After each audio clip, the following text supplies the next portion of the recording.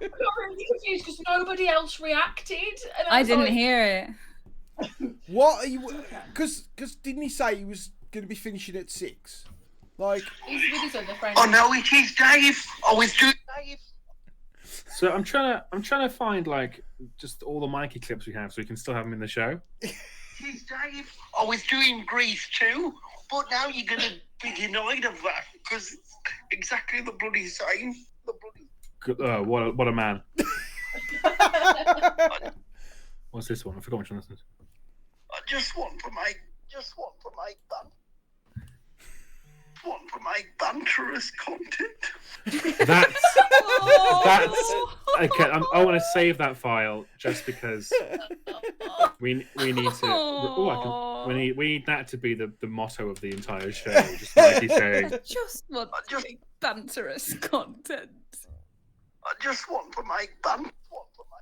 Oh, it keeps pausing. I just want to make banterous content.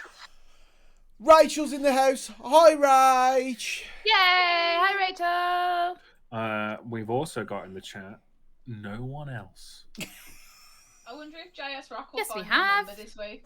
JS Rock, JS Rock, JS Rock, JS Rock, JS Rock. When he turns up, I'll sing that to him. Sweet. If you don't, I'll be really upset now. So I'll forget. Oh, I will also announce now. This is a gin and tonic. The proportions of gin to tonic are perfect Okay. Right. for their What 1-to-1. Oh, 1-to-1. That doesn't sound perfect. That sounds absolute. Adam, have you got an order? What kind of gin is it? It is a really nice gin called Alchemist Gin. It's American gin, which, you know, I'm not going to hold it against it too much. Gin is just like, it's the new coffee, isn't it? It's fancy. No, because coffee wankers still exist. Gin wankers what? exist, And you were right. saying gin wankers don't exist? Gin's No, always but- been around. No, but Yeah. you used to go to the pub and go, can I have a gin and tonic? In much the same way you used to go to a cafe and say, can I have a coffee? Now you get a what coffee and what gin? If you just say gin, you normally get the house gin. Number 1, Dave Yeah. Pitt. Dave Pitt, Then, ladies and then, gentlemen. then me. Ooh. And then Plants. Oh. And Gives me then time to think of something. rounding off the night. Cool. Yeah. Steve. I did like your picture of Pixie today supervising. It did make me giggle. She just. Oh, I haven't seen that. She spent barely any time with me today, and then the moment I was presenting, like I was doing a presentation to some PhD students, she just jumped on the desk and was like, "They all deserve to see my anus," and was Yes. all over me, my desk. She kept pressing F5 on my keyboard, so I was leaving the meeting. If there's a cat in the room, it has to be present on the Zoom call. That is the rule. I took her. That off my is the desk rule. You 3 have to times. present your pets. Mm-hmm. Yeah. In the end, I was like holding it like you would a young baby. Before she went, I don't like this.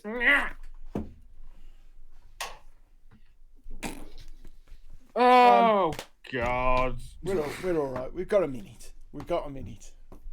Starting in a jiffy. Starting in a jiffy. Finish your work emails then, Steph. I have finished my work emails. Yeah, I have no more work emails to answer this evening. Okay. That's it. We're done. Finish your flirting. Shut up.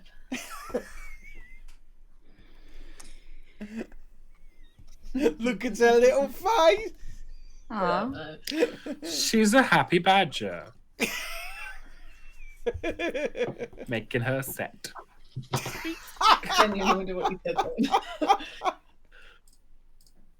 Oh, Got you on the TV because H. Beamsy is here. Yeah, H has got us on the TV. Oh yeah, Beamsy's downstairs. Ooh. I've hugged Matthew yeah. Beams. Oh, Yay. yes, of course. Yay! Oh, That's I exciting. hugged Matthew Beams. It was really nice Look and at us squishy and on the lovely. TV. Oh, that's the guy I threatened to marry, and then I have him on Instagram. We've never ever spoken. Well, now's your time to speak to him. Let's all be quiet. Classic He's right here. Beamsy. just admire his coffee cups and bagels. That's what, like, every day I go, that's a cool coffee cup and bagel. cups and bagels. Very calming. I enjoy it. Stop licking your Oh, wounds, you they're in the Wolves area in the next 2 weeks. That's good. Oh yeah. Ooh, Steph, you Rehearsing. can meet him at last, and you can enjoy his going. I respect your boundaries, but here's the feeling of a hug. Oh my god. That's the most Delightful. wonderful thing ever. Ooh. Right. Hi, Ripley. Shall we start? No, yes. Yeah.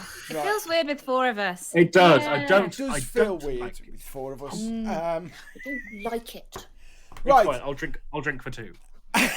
Hello, everybody. Hello! It's Stories from the Smoke Room. We're doing stories this week. I'm trying to get the admin out of the way quick before you lot interrupt and we end up not starting by 8:15 again.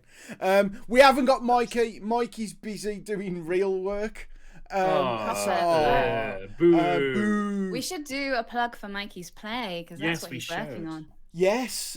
Does anyone know when it is, or are we all too self-centered not to It's remember? on at the Belgrade Theatre in Coventry. In The May? last week of February, first week of March. March, Ooh. only that.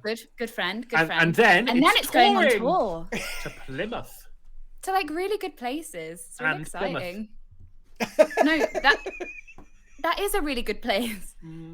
It's a good theatre. It's good. It's good. That's correct. Okay. That's Yeah. It's a lovely theatre. I've been to Plymouth. I know what it's Plymouth about. is a whole. You're a hole. It's a good theatre. So, I am a whole. and it's very exciting, and it's called Curbs, and you should Google it because we're all excited. The only place I've ever been on the South Coast is Bournemouth. And we went away for I had a really, really bad night out in Bournemouth. we went away for a No bank one's- holiday weekend, and there used to be a pub on the seafront called the Buccaneers. Yep.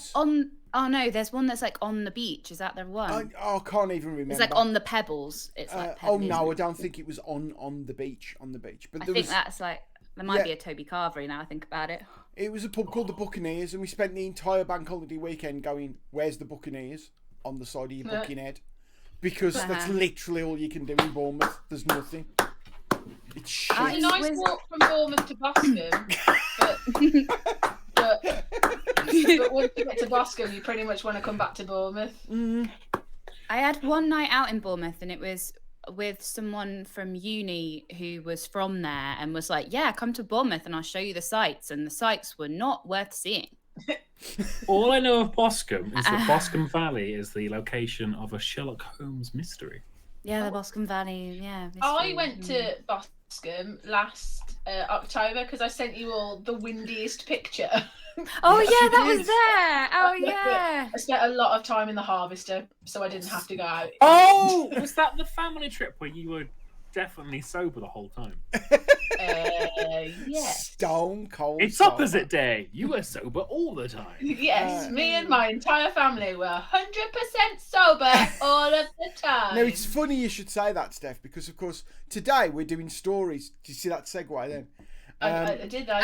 And I know done, for a fact, David. Steph, that your story tonight, which is the final story of the evening, involves you being sober. It does involve me being sober. Yeah. If it was opposite day. It also involves the story of this shirt.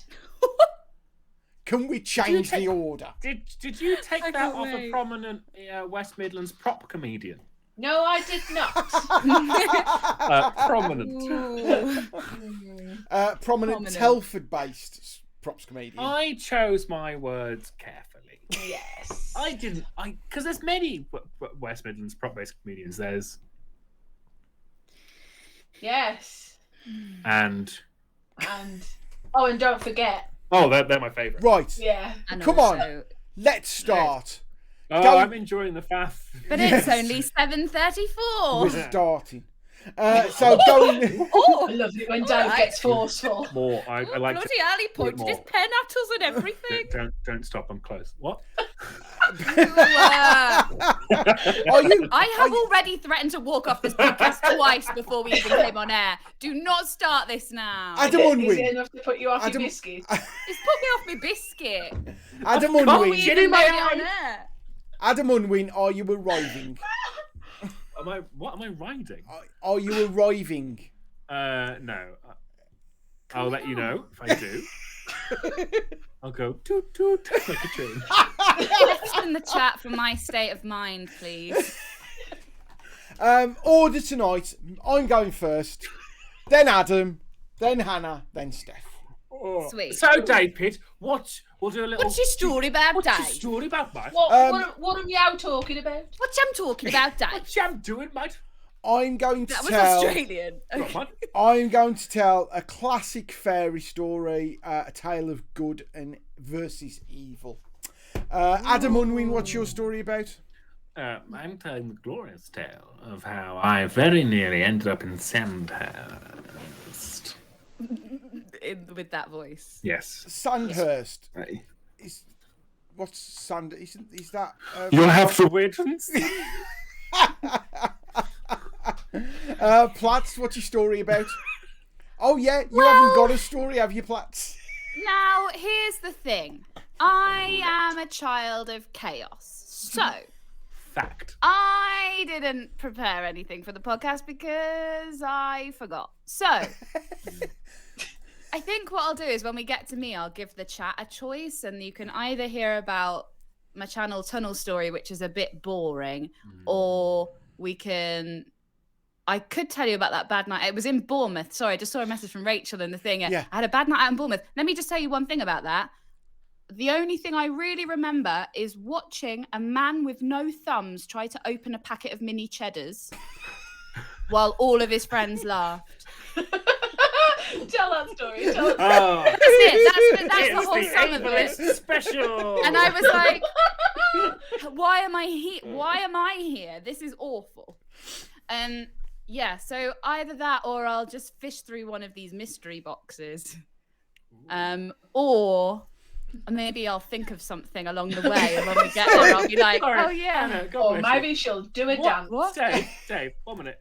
Dave, what were you doing then? I was You just might trying to be- work out how I'd open mini cheddars with no thumbs. You'd clearly grip it, and then Yeah. between the knuckle. Yeah, but it was quite difficult. Let me tell Was you, it- he was having a time of it. And Was he drunk?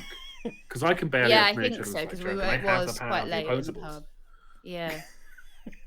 That's all I remember about the whole trip, really. Well, that was apart Hannah's from story. Lovely. There was Toby Carvery on the beach. Rachel has anyway, said she just needs some tape and a packet of crisps, and she's willing to give it a go. Oh no! I really The didn't want new this to TikTok become a trend thing. has started here. No. So I might think of something else. So if I do, then we can have a little vote when we get to me and decide what to talk about. Good. Steph, Matt, what's Steph, she talking about? Mark? what's your story about? My story is about how I got that shirt. Yeah. Okay. Right.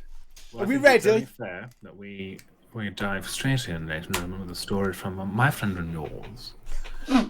It's Dave. Pete. Dave, Pete Gilman! Woo! Yay! Right. Powered Laurie to not Mosley. Definitely not Mosley. I recently found out when I went to Mosley. It's like 30 miles away. Right? You can laugh. I think I got that off you. And you're from the West Midlands, and I trusted you. I'm fairly sure we got it actually from Dave, who mentioned Mosley once, and we were like, don't know. fucking sweet. Yeah, in a completely different context. Yeah. You mentioned it once, and we were like, that's where Dave works. Look, I don't know where any of the places are that any of you ever say. Sometimes you say when, and I laugh about it so much in my head that I don't know what you've said for the last 10 minutes. Well, that's Carry how on. Right. When? I am going to tell you, because it's Christmas, nearly. Ooh. It's time for a fairy story. Oh my God. Aw. So I've actually Got me a little written. drink. I've Wait, let written. me get my biscuit. I'll get ready for it. I've Don't written put me off, Adam. the story. So are we ready, children? Wait, I'm unwrapping Yeah, my like I should have a biscuit. blanket to need tuck my myself little Do you in. want to go and get a blanket? No, that's a lot of effort. I've got my biscuit now. I'll use the shirt. Go. Wait, I've got a duvet, carry on. I've got my blanket. Hang on. I'm all tangled. Jesus Christ, Steph, come on. Okay. Are we ready, children? Yeah, Yeah. I've got too much duvet. Hang on. I've made an error. It's your own time you're wasting, Adam. It's not. It's really not. I would have It's wasted really it anyway. definitely yours. It's everybody watching's time that we're Yeah. wasting. We wouldn't. We could do this with no one watching. And we have. The funny thing is, we have. Carry. Once upon a time. So what is it, Steph? That's right. It's a fairy story. Once upon a I'm an time. English teacher, Dave. I know how a fairy story works. Once upon a time, in the era before pop punk, there was a young, hunky king called Dave. Oh, I thought you were going to talk about Elvis. That was the era before pop punk. Quiet, children. Dave got together with the Queen and they had a baby princess. Unfortunately, the Queen said to Dave, "I'm off," and took the princess away to live with her new house because the king was very difficult to live with on account of being full of trauma and neurodivergent. The king... This isn't a fairy tale. It is. Quite a sad story so far, Dave. It's a 5-act structure. Yes. Oh, okay. The king and now Even better. ex-queen then came to a mutually agreeable understanding on the sum of money the king would pay the queen for the upkeep of the princess. Are we following the story so far, children? Can Yeah. I just interject that Adam's duvet looks like he has big boobs? No, they're downstairs in a box. Oh, okay. The thing Sorry, is, they are. continue. Yeah. Now we meet the baddie in our story. Because thank you. Because riding into town was the evil, wicked witch called Maggie Thatcher. Boo! Maggie was riding I from see. town to town going, "Hee! I want all the money!" I think Hannah doth protest too much. Boo! Don't start with no. And Rachel's put boo in the chat. Which Boo! I'm fully in agreement with. And she decided that her army of trolls called the Child Support Agency should pursue absent fathers who didn't pay for the upkeep of their children. However, Right. the Wicked Witch soon learned that it was very easy for truly absent fathers to hide in the caves just outside town, and it was very expensive to send the trolls to hunt for the people in the caves. Are you talking about Horrible Red way Nest? to talk about Wolverhampton. But I want all the money, said evil witch Maggie. So a particularly sneaky troll came up with the idea of asking all the fathers to pay their money to the Child Support Agency instead, even the ones with mutually agreeable understandings of the sum of money they should pay. However, Bastard. Boo? however, because the evil witch Maggie didn't use the brain she was born with, and because the trolls were an incompetent funnel of cunts, it took them 2 summers and 2 winters to do a simple calculation and decide how much money the king should pay the now ex-queen. In that time, the king continued to pay the ex-queen the mutually agreeable sum of money because he believed deeply in supporting his child. Way. Hey. The There's a evil question witch.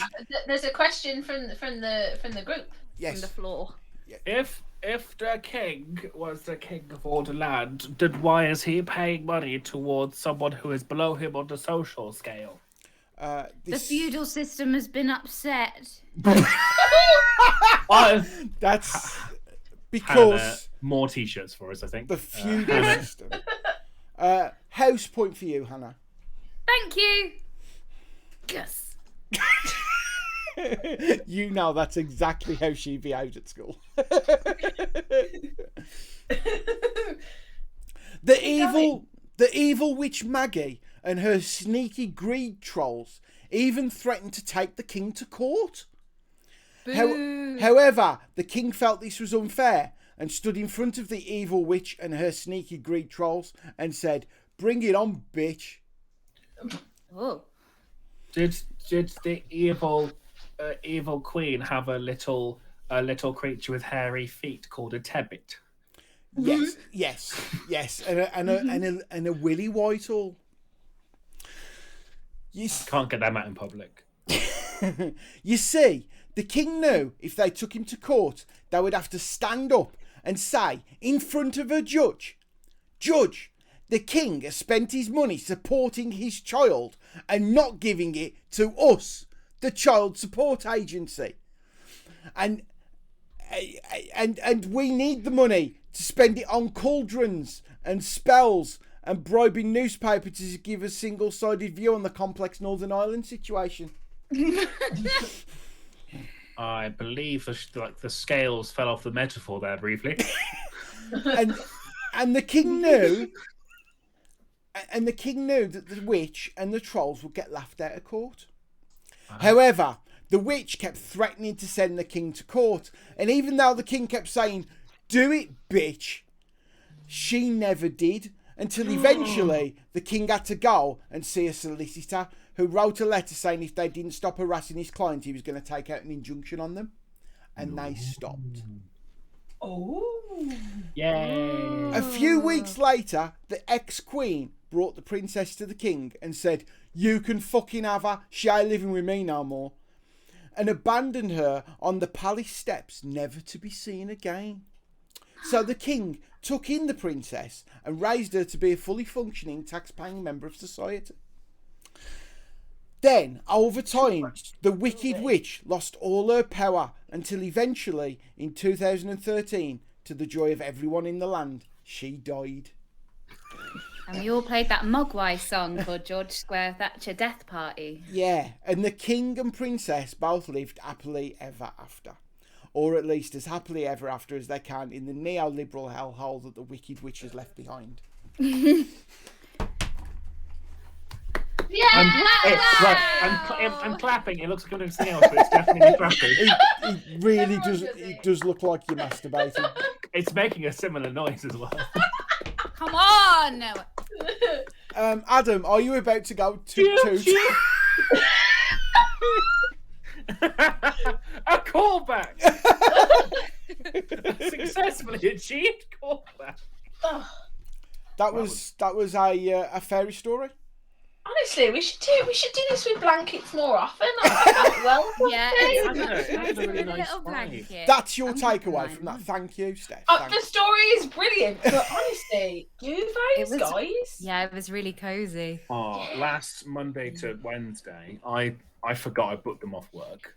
So on Friday, I was like, "Oh, fucking amazing!" And then I spent 2 days just like, I am a toasty cinnamon bun, wrapped up in duvets, and it was arguably the happiest time of my life.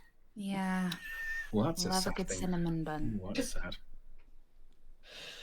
Dave Pitt, ladies and gentlemen! Yeah! I've got really tired from duvet time now. You didn't even have a duvet, you just had a shirt. Yeah, I'm turning my heater down because I feel a bit sleepy. It wasn't even a duvet. Duvet is a state of mind. Toasty. Yeah. You can see why Roger Swift uses them, can't you? Yeah. Oh, is that who we're referring to? Oh, okay. Yeah, to me. I was just making a hypothetical. Hypothetical. There we go.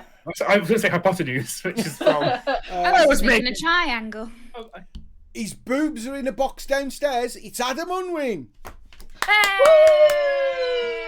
Oh, if I ever do stand up, that's going to be the worst. Like lead into somewhere. He's got tits in a box, but not in a weird way.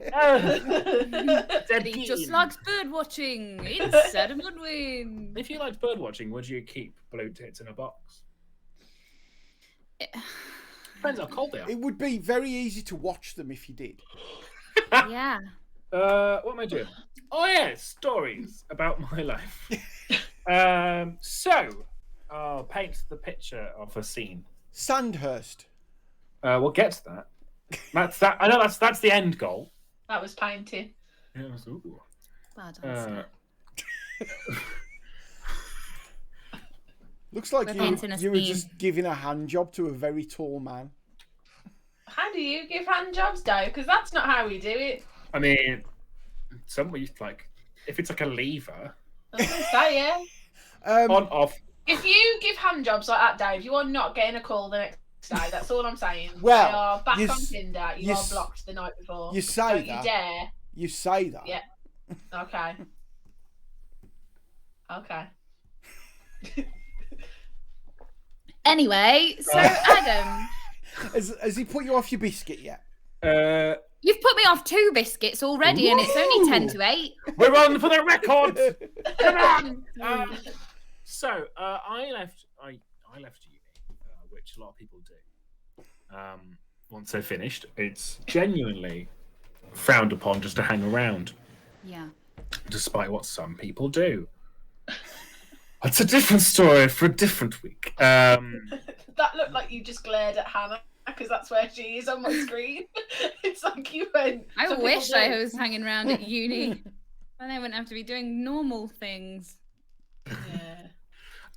Yeah. So I went from uni doing a history degree, so I walked straight into a corporate sales job because that makes sense. I use history every day in that area. So often between phone calls, I'd go, Napoleonic Wars, and back on the phone. Isn't that what students are supposed to do after they graduate? Go and get a shitty job in a call centre somewhere. And Yeah, but it was Oh, corporate. wow. It was corporate sales, so I had no guilt about it. I'm more than happy to fleece out the pricks who run companies. what were Oh, I you want 'em. selling to these companies? Liquefied petroleum gas. Mm. So LPG, propane, pretty much. Propane and hectane. Propane, Barbie. It's the future. I was Hank Hill. And I mean, did these companies have a need for LPG? Well, yeah, otherwise they wouldn't buy it. Well, no, because that's the whole idea of being a salesman. A salesperson can No. sell sand to the Arabs, sort of thing. You No, know, and okay, I will- ice to I the will- Eskimos. I will argue this, and I used to get quite passionate. Bad salesmen will do that. And it's just, when I worked in sales, I was always really angry at people who are like that, pricks who are like that. Because sales is not going to be about me. I'm not going to sell a product to you that you don't need. I'm meant to be here going, I have a service that you require. Here is the solution. I hate terrible salespeople. And when I get sales phone calls now, they're like, oh my God, this is an amazing. And they're always like that. We've got a thing for you. We think, oh, great. And like, oh my God, it does this. I'm like, cool. I've not spoken a word yet. I am a prick who I will criticize cold callers I get and go, okay, you asked me first thing how I was, which is terrible, because if I go, I'm really bad, my daughter died this morning, you can't carry on the phone call. Like, you can't. So I've had those before. You know, when you get those phone calls, have you been in an accident? Mm. yes, I yes. always go, yes. And they go, Oh my God, yeah. oh, have you? I And I'm go, like, yeah. Yeah. I mean, it was only very minor. I'm not injured. I mean, I'm not injured per se, but I always, when they say that, I always go, oh no, it wasn't an accident. I wanted him to die. Like really deadpan. And they're like, I will start doing that. yeah, that's my favorite thing to do. I go, no, it wasn't an accident. I was aiming for him. My wanted him to dad. die. My dad likes to keep them on the phone for as long as Yes, possible. that's what I do. The one They time, don't care. the one time he'd had this cold call and someone was trying to sell him a new phone, and he was like, "There's no point in me having this phone." And whoever was on was like not letting go. So my dad went, "No, you don't understand. The reason I don't need a new phone is I don't have any friends. Will you be my friend?" And the phone went dead pretty quickly. Yeah, he also stopped someone mid-sentence to tell them about a Robson Green documentary that was being advertised on ITV. He was like, "I'm going to watch it tonight. Are you going to watch Catching it a tonight? big fish. Call me and we'll watch it together." Not together. I say that the accident has had a knock-on effect where I've now been radicalised and I've joined ISIS. And Okay. can you speak quietly because I'm not supposed to have a phone in the cave? Dave. Fee keeps going. You're gonna get arrested one of these days. Yeah. So yeah. Also, a lot of those places they get paid based on how long they're on the phone, so they really don't care. Well, what I learnt with those ones is they always try and pass you to a manager, or someone else, because the person who phones you, their job is to just phone. What I do is I say I don't want to speak to them. I'm happy speaking to you. So I keep them on the phone, basically, so they're not phoning someone else. Yeah, and especially the scam ones. That's a good thing. Anyway, what was I talking about? Oh yeah, salespeople. Yeah, bad salespeople are hilarious, and I love criticizing them. Sales is absolutely easy. Anyone who's bad at it deserves to jump off a bridge, preferably on something like bouncy, like a trampoline or a bouncy castle, but just so they get the fear. I think I would be really bad at sales, so I should probably jump off a trampoline. No, jump onto a trampoline. Yeah. Not off one. Off one, you could hurt yourself. It was on one. Yeah. Oh, I'm fine. Okay. So yeah, I was, I think, 22, 23, and I've been working that job nearly 2 years. And as all people of that age start to feel, they quite sensibly realize, hang on, I could be making so much more money by colonizing. So, a friend, don't clip it. Someone I worked with. Well, luckily I don't know how to clip. Yeah, someone I worked with. Their other half was in the army. Was an officer in the army. She was called Samantha, who went by Sammy, and his name was Samuel, and he went by Sammy.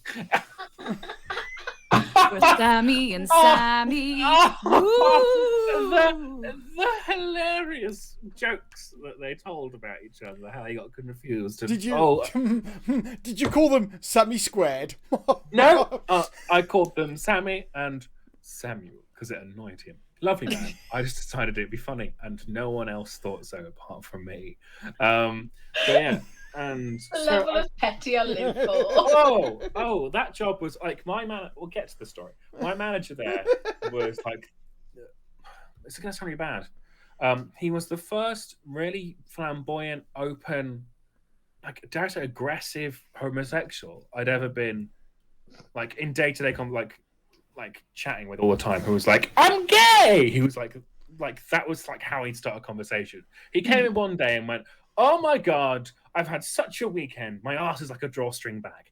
He's like that level of homosexual. Like you're like. I knew this was going to happen tonight. So put your biscuit down, Hannah. You know you're not going to enjoy this story. Push my biscuits away from me. But the whole team was chaos. The guy that was on the end of the road, Nathan, he was talking to someone on the phone, and our customers are pricks because of course they are. And he put the phone down, and went, "Oh, you're a fucking cunt! Sorry." And the person he was saying sorry to was the person who owned the company. And this guy just went, we'll have a chat about this later, Nathan. But, like, it was like the corporate, like the domestic team were all absolute vultures who were phoning up like people and fleecing them for money normally. And we were like better than that because we were fleecing dickhead capitalists, and that feels nicer. Like if you don't put an order in and you from me, your business it doesn't do very well. If someone normally puts an order in, they don't get heating. I know which one I'd rather stand on. But yeah, it was a really fun group of people that the job was. And the pay was meh. So I was like, no, I want to like learn stuff and like get experience and have fun doing what I want to do, and I want to get fitter and blah blah blah blah. And my friends went, you should just apply for like Sandhurst. And I was like, well, I was a scout. That's similar, right? So I like one night we all went out drunk. There's a question from the floor. Hang on. Dave Pitt, Wolfram Chronicle. What's Sandhurst? It's the Army officer training. That's why I would not know, because I am not officer class. Well, I didn't want to say. Neither am I, mate. Neither. And yet I'm the one who gets the bullshit around here. I don't get it. Yes, because you are officer class. Yeah. No, I'm not. Facts. I so am not. I'm very much not. Facts. Please continue. But yeah, so and then one night we all went out drinking, and I was sat with her, the person who was in the army. I was like, happened to the army. I was like, do you know what? I'll apply now as a bit of a daft. I'll do it on my phone. I'll like type in my details and send it off, and it'll be fine. I had my CV on my phone anyway because I was clearly wanting to leave. Always a good sign. But yeah, so I sent it all off and was like, yay! It was a bit laugh. It's a bit of a laugh. I'll have a sambuca, please. Yeah. Smash cut. If this was a film, smash cut like 48 hours forward, and I'm still hungover because I went out drinking straight away afterwards. And I get a phone call at work from a lovely woman whose name has escaped me. I should have researched it, but I don't want to slander her. Literally saying, you've got, it's got this very interesting. You're in about history. Lovely. History's very good. Duke of Edinburgh. We care about that. No other person fucking does, but we do. We care about Duke of Edinburgh because it proves that you can walk. And carry a bag whilst doing so. And you can genuinely, the rain. you can last a few days being miserable. Yeah, you can put up with a level of discomfort, which will serve you well. It proves you can have a row on a Welsh hill. And they were like, do you want to, like, we'll send you some more forms across and you can fill them in. And at this point, there's no obligation to do anything yet. We don't have to meet. We're just doing like fact checking. I was like, okay, whatever. Can I just interject and say that our good friend Eddie Torrich is saying that it's obvious that you're not officer class because it's pronounced class. Continue. We'll get onto that. Hi, Eddie. Eddie. I like how he's put the underscore in now. I know. I said this the last time you came in the chat. It's nice to know that you have even a marginal effect on other people's lives. I have no agency in my life, and it's nice to know that I've affected someone's life because Rich has put an underscore. That he continues to be Eddie Torrich and will be forever. Eddie, big fan Eddie. Thanks, Eddie. But yeah, so I filled all these forms in again. These were forms a little bit more, not aggressive, that's not the wrong word, but like intrusive about not political beliefs. It's not MI6. The army generally don't give a shit. But things like your like sporting experience, if you played for any clubs, because they want rugby boys, they want old school rugby, of course they do. We want, because I reckon they recruit people based on what places are needed within their like second string rugby at like 15. Well, we're looking for a fly half, so let's just hire him. I mean, that wouldn't surprise me in the slightest. That's how Oxford used to do it. But yeah, so sent all them in, and then I didn't tell anyone at work this because, like, obviously I've not been like not signing anything. I'm not gonna be like, I'm applying for another job. Fuck you all. I didn't get it. I love you. It's the bad. Although I can imagine you being like that, but anyway. I can too. I'm amazed at my own maturity. Yeah. And then we went to a work end of year. If you work in like a big sales company, it was a big sales company. Turnover was like 30 pounds. We had a big old sales conference end of the financial year, where if you were a good salesman or lady or person and or Good other salesperson. you got to go to Cardiff, have a big old, the Ebervale Hotel that WRU own, Hannah. Yes, I do. I went there once. I went there and I got drunk. It's quite posh. It's very posh, and me and my boss got really, really drunk. There. My last memory of the night is me leaning behind the bar and picking up a bottle of gin and walking to my bedroom. There's a photo of me naked on the floor with an empty bottle of gin, watching Top Gear. Boom. At 4 in the morning. You stay classy on you. Classy. But although I was the only person who was sat watching the jazz band at like 2 a.m. because they was like, we're still playing because we've been paid till 3 and we're just doing like rehearsals. It's just you now. on your own, like. No, I was there going, no, because I was so much worse. Give it a bow. No, it's so much worse than that. Because I kept going, I kept asking for requests, like, can you play Streets of London? No. Streets of London!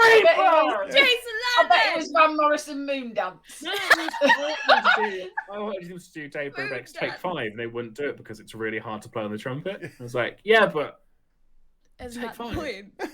Like, it's really good. I was like, yeah, but we can't do it. It's like, yeah, but big steps. Take 5. Caravan. Oh, big steps would be fucking amazing. Because you know what big steps is for? It's for fucking up your brain. You're like chord changes.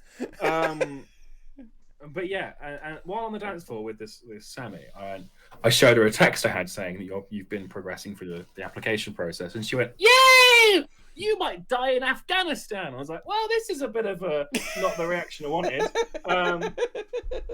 To lead with that was her lead. Like, congratulations. There's a chance you might die, but your family will get a flag. So potato. My dad always wanted me to go in the army, and if I had have gone in the army, which a couple of my mates that I went to school with did go in the army, I would have literally gone from Darlaston straight into Gulf War One, where they were injecting people with all sorts of shit that you didn't know about.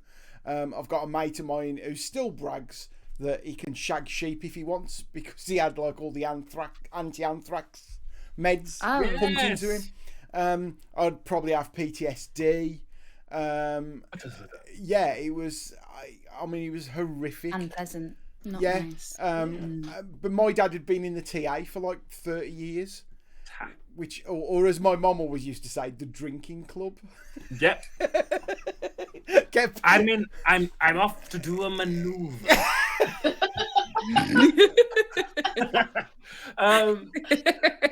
So yeah, we're off to maneuvers towards the king's head. Maneuvering this pint.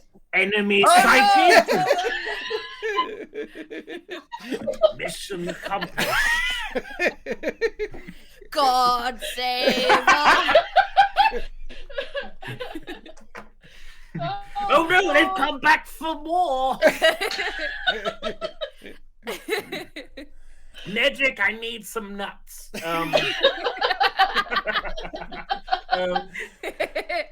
So I got to I did a formal phone interview in which I discussed my reasonings behind wanting to join the army, and my reasonings were, I honestly went, I don't know what to do with my life, and it seems a really good way of both like giving back to people, and like learning new skills and like having like adventures. And that's like, exactly what they want to hear. I was going to say, yeah. They sort of went. Yeah. They sort of went. That's the sort of person we're looking for. We're looking for someone who wants to broaden their horizons. A directionless, no, it vulnerable. wasn't. Yeah, well, yeah, it's sort of great. But no, in which case they'd have gone, oh, you sound perfect for infantry. And just the foot soldiers that we can like just churn. Yeah, that's what they call them. The CF. It's meant to stand for like. I guess Sandhurst is full of like second sons of like. Well, no, Sandhurst is full of people who didn't get into Oxford and ended up going to Durham, and they're like, I don't know what to do now because like if I went to Oxford, I'd definitely be in the city right now. But oh my god, what a shame. Or who went to is it Harper Adams? Not Harper Adams. What's the one in Shropshire? It's like the agricultural university. But yeah, that one. Like, Yeah. I now know how to drive a tractor, which is practically a tank.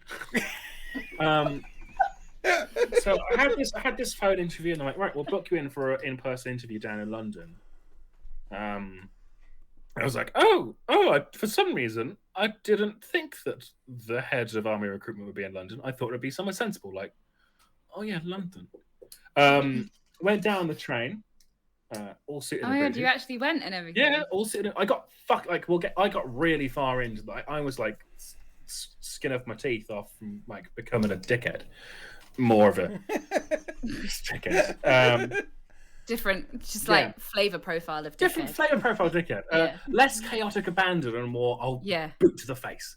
I went down to London, like face-to-face interview, and in the waiting room because they make you wait for like an hour to test your like patience and just what you'll do. Shit like that. But it's like I don't think it's deliberate, but I think that because everything is always whenever you're interviewing people, you will always be behind because everyone likes to talk more. So I think they just kind of do it as like a side thing, not really formalized, just to keep an eye on things. But I met a guy who I knew in there, and I played rugby league with, and we were like, "What the? What? Yeah!" But like we hadn't seen each other in like 3 years. And this was one of like 6 slots across the day, and it was like one of day over like 20. And so we were like, to be there at that. I was happy to be there. Had he done a shitty sales job as well? Since No, he did a real degree. I think he did sociology. But he was like 4'11" and nothing. And in my head, I was like, I can't imagine you telling anyone off. It's always the wiry little fuckers that you want to watch out Short for. person energy. Short person energy. But we got they set us off into groups of 6, and then we went into different rooms and chatted and did some basic time speed calculations, like the triangle, speed, distance, time. See how far would you walk in this time, and talking about the different elements of the army. And I went in, and then we had individual interviews. And he's like, so they're going, what sort of thing do you want to do? I was like, well, I've looked at the medical corps and the engineers, because they build bridges and they help people, but in the other way around. The medical corps don't build bridges. And I was like, he was also like, oh, you want to drive tanks? I was like, well, not necessarily, but yes, that'd be quite fun. But if you're offering, then if you're having to drive a tank, I'll happily drive one. Especially here's my list of my favorite tanks. It's the S tank. It's a Swedish S tank. I've been to the tank museum. Wonderful. The Churchill crocodile is also a top 3. It's a flamethrower one. In Bovington. Like Dorset, isn't it? Yeah, but I got through that as well. The first face-to-face interview, we had a big chat about all the stuff I do. I was I play rugby league. I did history. I do this now. I would have thought Sandhurst was more of a rugby union kind very of much vibe. so. But they did say they have if you can think of an English sport, they have a club at Sandhurst that do it. Right. I mean, even the northern ones, even the northern sports. Cheese rolling. That's a southern sport. It's Gloucester. Gloucester, isn't it? Yeah. Sorry, I'm not a cheese rolling expert. I expected more of you, Dave. But yeah, I got through that stage as well, and they invited me there. And then I went to Coventry a couple of weeks later and did a fitness test where I passed. Oh, you actually went to Coventry? They didn't just stop talking. I was sent to Coventry, and I did. I went to Coventry and I passed the fitness test. I might have been in the 3rd quartile, but it's a pass. I think this is terrifying. I know some of my mates who went to the army went in because there was no prospects. And they ended up on the front line in Iraq. Whereas I'd have been 4 miles behind in the big plush room, telling them what to do with no knowledge whatsoever. To be fair, the officers at Sandhurst, because they go in at the junior officer rank, you are on the front line with your crew. I will not defend the British Army because, as I said, I didn't want to become a colonizer, but those guys do the work.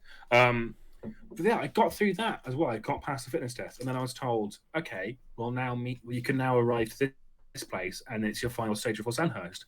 And I just didn't go because I realised, on the day, I went, I don't actually want to do this. It's been 6 months. It's been 4 months of going through every process, and I just went, I don't actually wanna. And it felt so weird because I phoned the woman up because she phoned me twice on the day and the day after, and I just didn't answer the phone. This recruiter, and then I phoned up and went, "Look, I'm really sorry. I should have phoned you. It was really bad of me. I'm really sorry." Blah, blah, blah, blah. And I realised I have no motivation to do this.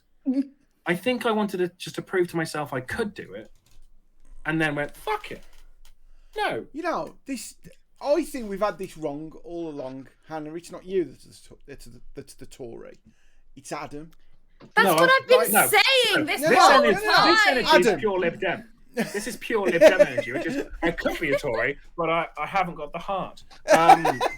No, it's Lib Dem energy. I could be a Tory, but that takes effort, and that very much is you've got to appreciate that about evil. They have got a good work ethic. They've got a lot of motivation. But that was it. I was like, I'm not motivated to go through with this. You see, I was forced by the dole to go to a job interview I didn't want.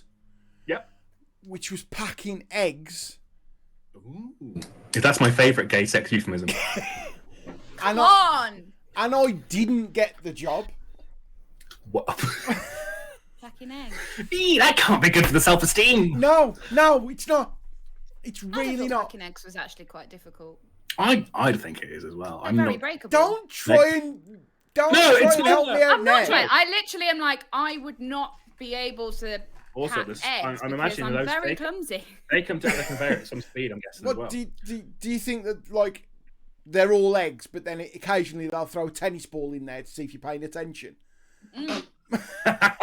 That's something I would do. Yeah, or one really big egg to make it to see if you're like, oh, a dinosaur, and then you're like, oh. That's what I would do. Dinosaur. That's what I would do. Although Yeah. I do, as a result of that interview, I do now know why you get boxes full of double yolks. Oh, Why? why? Oh, Are they is it because of separated off? Yes. So they See?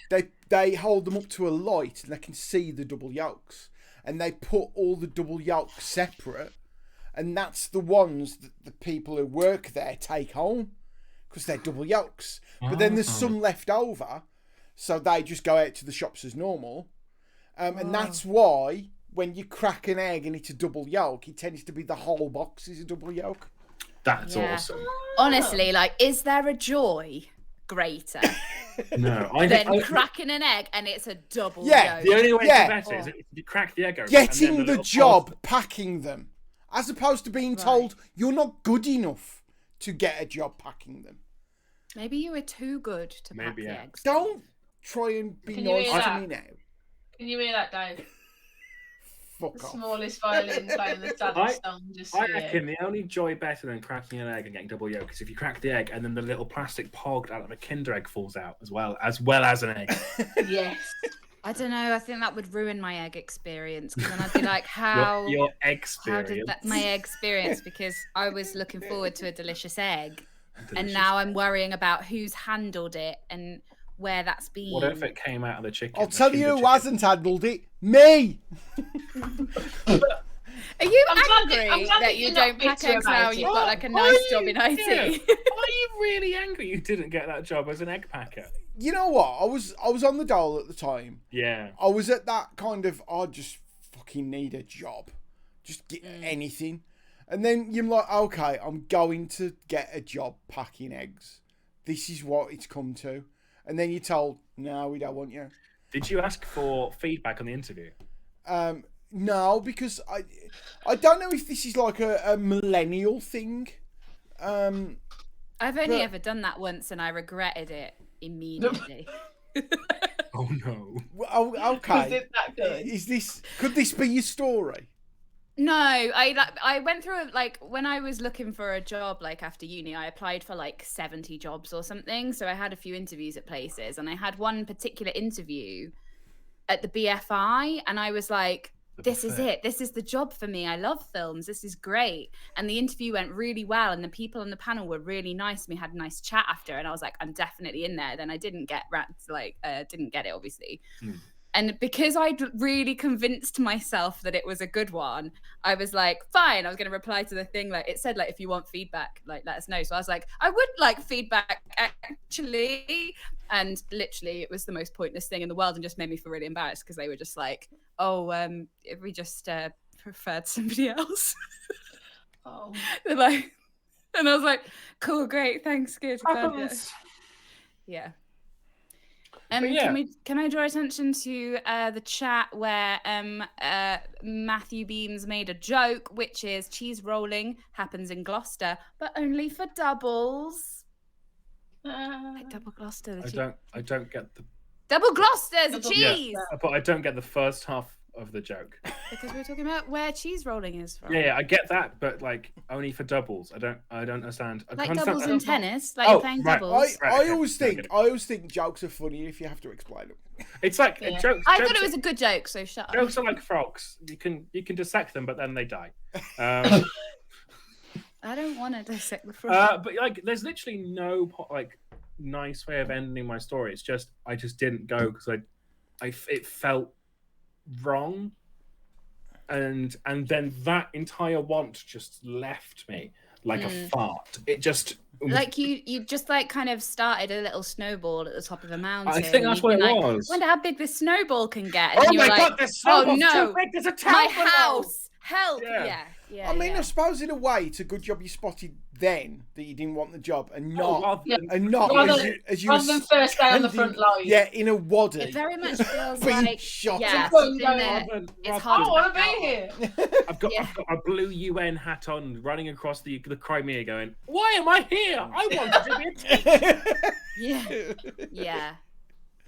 Yeah, it's good that you picked up on that beforehand. I think it just shows the danger of promising the possibility of maybe getting in a tank. Yeah. I reckon any 18-year-old, 18 to 25-year-old, could be coerced to join the army through the possible... Did you know there's a place down like Yes, I Kettering did. way? I cycled past it. It's called Armageddon. Yeah. No, it's called Armour, but like armor, Armageddon. like armor. Yeah. Geddon. Yeah. There's yeah. a website. My where you brother's can buy been there. tanks called Tanks a Lot. It's like you spent can a drive lot a of time tank, on the but it's website, got like haven't you? paintball in it, and you shoot paintball things out of a tank. They've also got a real as M2 each Sherman. other. Yeah, The main See, one. because it sounds great. Because I went to a school where like the uniform was wellies. Just wellies. just Dave, were you wellies. touched by a PE teacher? Yes. Dave, you should tell the authorities about Yeah, that that. sounds. Oh, okay. Yes, because I went to a really bad school. We were one of those that like the army would come to try and recruit us. Oh, and do recruitment drives, yeah. And they always talked about how wonderful it would be to, join the army because you get to see all these different See the countries, world. from inside a bunker. But what a lovely bunker. Yeah, and you got get a to raffle travel, effect. and you can be in the band, and the food's good, and all this stuff. They never ever show you someone being shot at point blank range with an anti-tank missile, which I think if they're going to not show good one, they need to show the marketing other. There's a risk involved if you join the army. And I'm kind of glad I didn't, because a year after I turned it down. About a year after I would have joined, there was an accident on a tank firing range involving the Royal Engineers, the Royal Engineer Cadets, which killed 3 of them.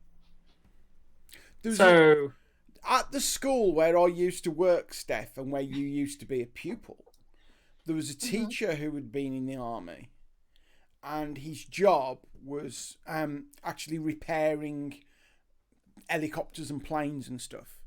What subject? DT. Makes sense, that. Oh, yeah. Right? And he was same bloke. Yeah. Typical ex-forces. But part of his job was also going to investigate crashes. And he had to go to like the Brecon Beacons where an helicopter had gone down and killed like everyone on board.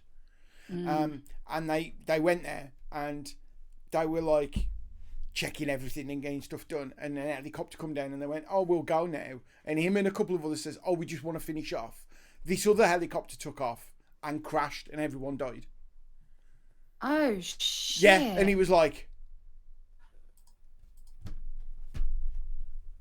Oh, I don't like things like that. But they never tell you that. They say you can play guitar in the army band. Yeah. You can't if you don't know guitar. Yeah. No, they was like, That they was kind of a like, rule. you could be a shit guitarist. We'll make you a good guitarist. Because I nearly signed up based on that, and then I was like, no, hang on, because You're like they might making a not. Robert Johnson pact with the devil. Yeah, they might not. They might not give me a guitar. They might give me a gun, and that's probably more likely. Oh yeah, it's harder to make music. It is, yeah. All you can do is basic percussion. Yeah. It's 180 beats per minute. I think the moral of my story is, don't apply for Sandhurst if you don't want to. Don't apply for a job. Adam Unlin, ladies and gentlemen. Yeah. It's that time, Platts. What you got for us? Come on, Bab. So,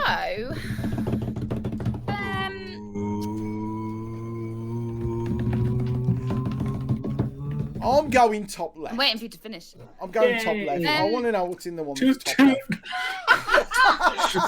left. Hey! Call back. I'm so glad you did it because I nearly did. Yay!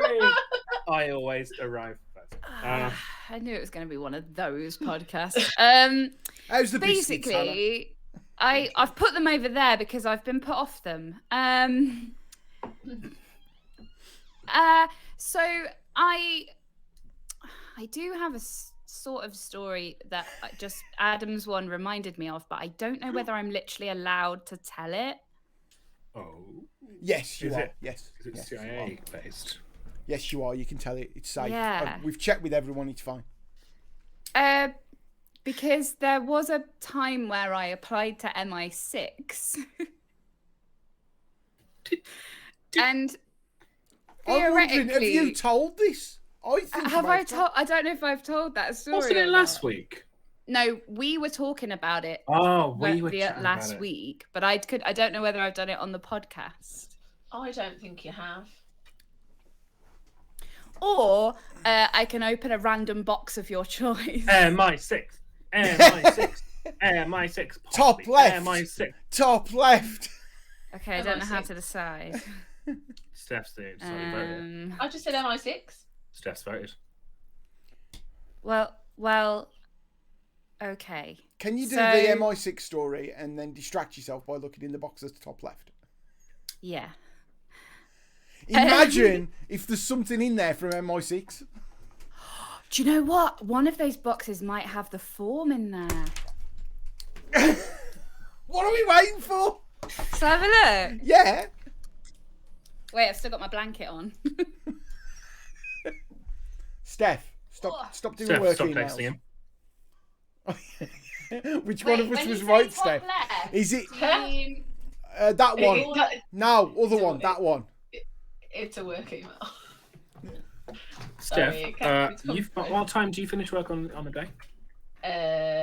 I can leave the building at 3:30, but a teacher's job is never done. I mean, they don't pay you to be on call 24/7. Put your fucking phone down. I'm the good conscience here, going, but you're not paid enough to be on call. So. Also, this. let's be honest. She's checking her phone not because she thinks it might be a work email, But because it might be two work emails. It's 3 actually. Oh, what the shit! Also, everyone who is sending you work emails after like 5:30 can get in the bin. You know what? They've just Get made in the illegal, bin. haven't they? In Portugal. So I might move there. France as well. It's been illegal in France for a while, hasn't it? They made it what? They and made I it thought- illegal to send emails out of working hours. Oh, To expect people to reply to them, yeah. Yeah. Right, Platts. Step into Christmas. Yeah. Step What you into doing? Christmas. Come on. Platts is pissing about Everyone's with the favourite dog. I Christmas tell you song. what, isn't it? It's my award for Manager of the Month from the Team Football Fantasy Football League. The team football, fantasy football. The Team Football What's the date on that? September 2013. Wow. The Wow. last time I played attention to football. That's older than some kids halfway through primary school. Right, no, the form that I want is not in there. Oh, boo. But there is a tea towel designed by Grayson Perry. Oh, I the stole patron from of, my old job. the patron of my work. Yeah, I stole it. I'm a thief. You want to clip that bit, Adam? I've not got the clipping ability. What do you mean you've not got the clipping ability? Oh, it's because I had the Twitch stream paused, so I could Yes. spend all my bandwidth on you guys.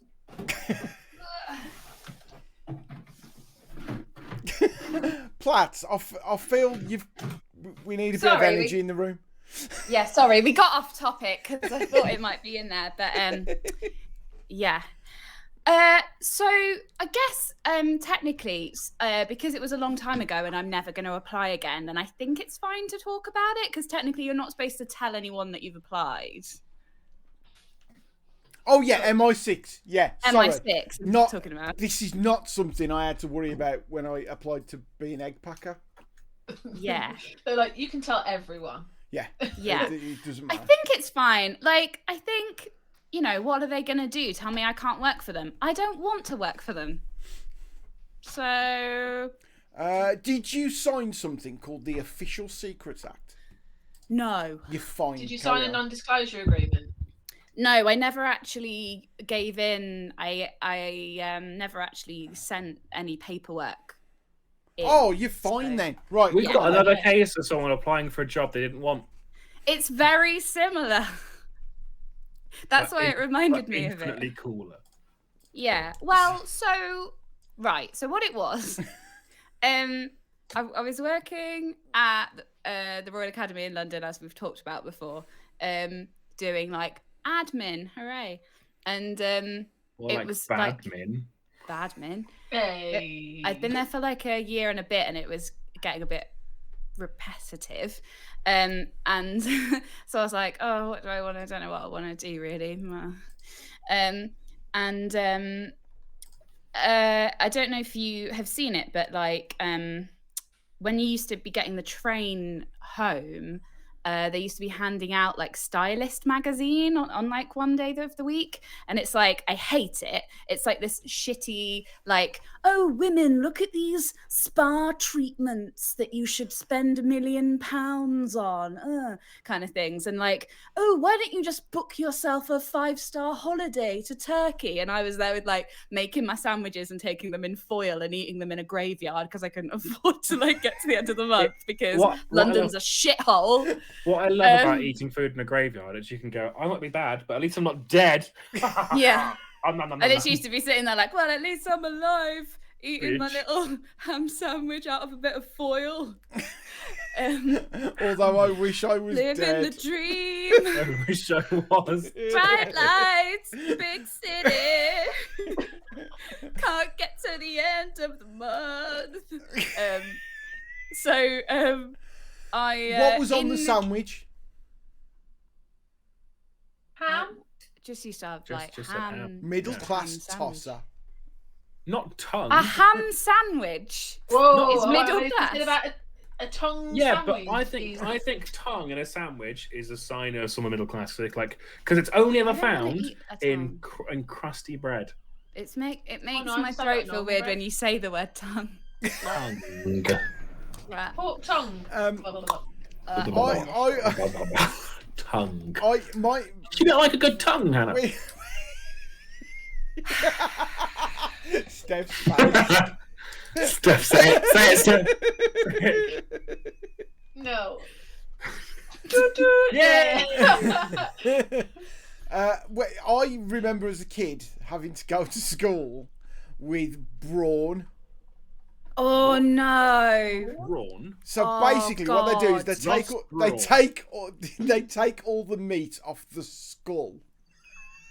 It's mechanically And then- reconstituted head meat. Yeah, and then they basically crush the skull, and then go, "There you go, children."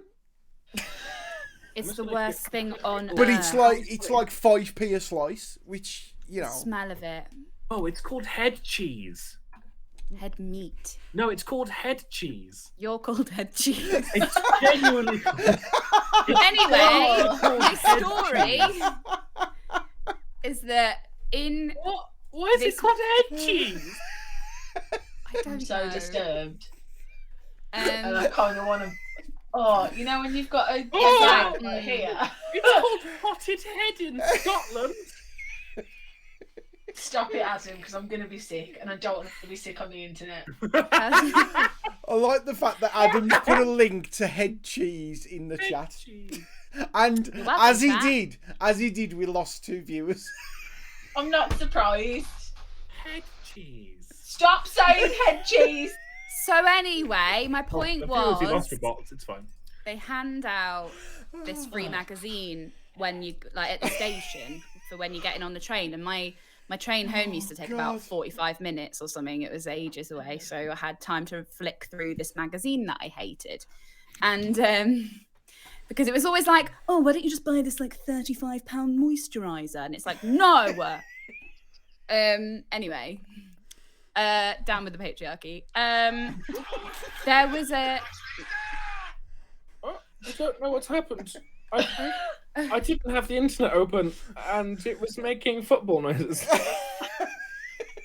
We all know that you watch the football instead of I'm not- joining on this podcast. It's fine. I mean, there's no football on tonight. So there was an article in there with this woman who was writing anonymously about working for MI6. And I realise now that it was like a recruitment tool. But at the time, it was just like, that's interesting. Because it was like, oh, you can go on the website and do like a puzzle. And I was like, this bitch loves puzzles. So, Which bitch? Like? this bitch, That bitch. this one here. So I went on the website just like that night, just to be like, I'll just have a look, see what it's like. And this bitch loves puzzles. So hang on. Dave, where is Hannah on your screen? Top right. Top right. So It's hang on- on. If You're Hannah's there. Hannah's Hannah's there. that way. Hannah's that way. Oh, JS Rock's here. So JS Hannah, Rock, which JS Rock. which bitch loves puzzles? this bitch. That bitch. That bitch.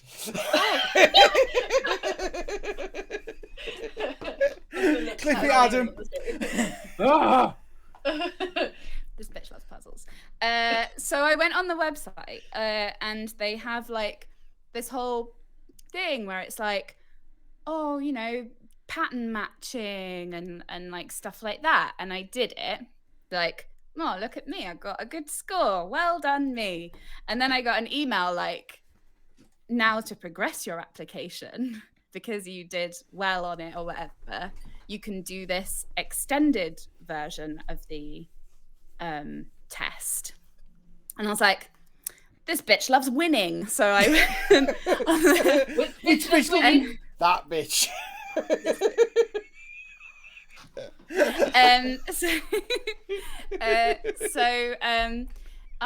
So you had to like log in. It gave you like you have to do a password and everything, and you log in, and I think it took about like 30 or 40 minutes. It was quite long, and it had different stuff on it that was like it had some things that were like, oh, somebody comes to you and says that they need this piece of information. What do you do? Kind of like multiple choice thing. But a lot of it was like, here are some file names. You've got this information. How would you render that information so it fit in with those file names? So it was like working out patterns and shapes and stuff. And there were some things that were like, code type things like if this and like what would come next in the sequence, or like if this is to this, what is this to this kind of questions. Was the one like that Family Guy one where it's grades of skin colour and it's lone wolf and terrorist? That one. There should have been. There should have been. But there wasn't at this stage anyway. Yeah. It was when So, like- when Family Guy was satirically funny. Yeah. Family Guy still is satirically funny. I haven't seen it. I haven't watched it. Saying stuff there, but it's like I haven't seen it for years. Yeah. I don't know what it's doing now. Like The Simpsons.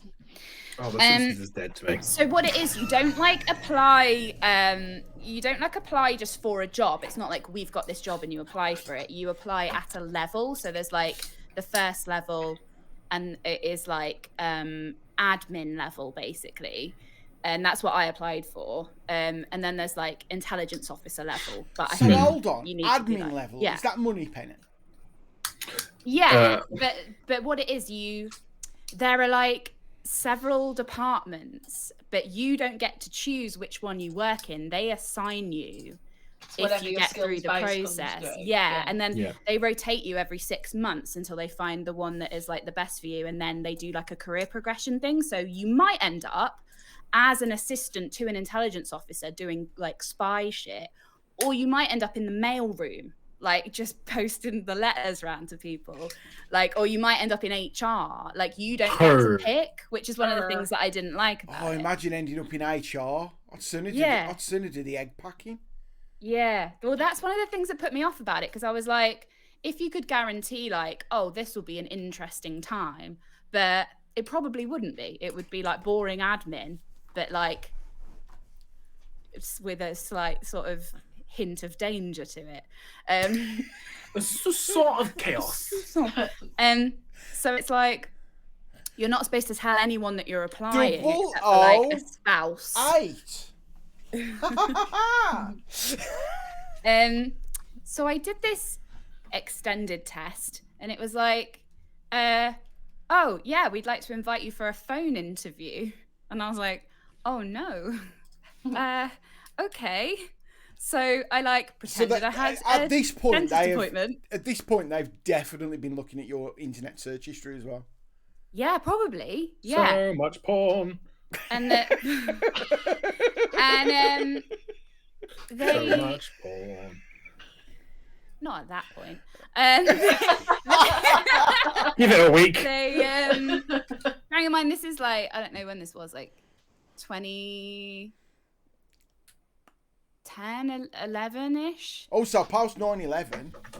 Yeah, I think it was like 2011. Yeah, post 9/11, I was 13 or 14 then. Well, you know, Got to get them early. Got to get them early. some of us were in their 20s. I was 7. Just. I was 11. J.S. Rocky said, I right, can't do the 9/11 maths. was a big deal for you guys as well. Yeah, it was quite big. Yeah. Yeah. Yeah, Yeah, we literally were all We changed. went to war and shit. Yeah, we literally were dragged into an illegal war because of it. Thanks. There was a great thing because Wolverhampton was made a millennium city in the year 2000. What? Hang on. Are you saying 9/11 was a great thing? Did you just say that? No. No. Right. Wolverhampton was made a millennium city in the year 2000. Makes What sense. did that mean though? During No one knows. 9/11, I was working in a school, and early days of the internet. The internet pretty much crashed because one of the main hubs for the internet was on the World Trade Center. So of course, the traffic was still trying to work out what was going on.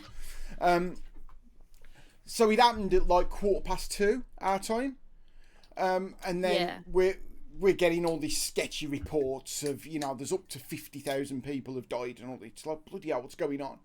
And then we knew 2 planes had gone into the World Trade Center. We knew one had gone into the Pentagon, and then there was talk of another one flying to Washington, which was United 93, which went down in the field in Pennsylvania. I was in the school, and a cleaner was like, have you heard what's happened? And I'm like, yeah, I'm trying to get information. And she went, we're in the city now. We'll be next.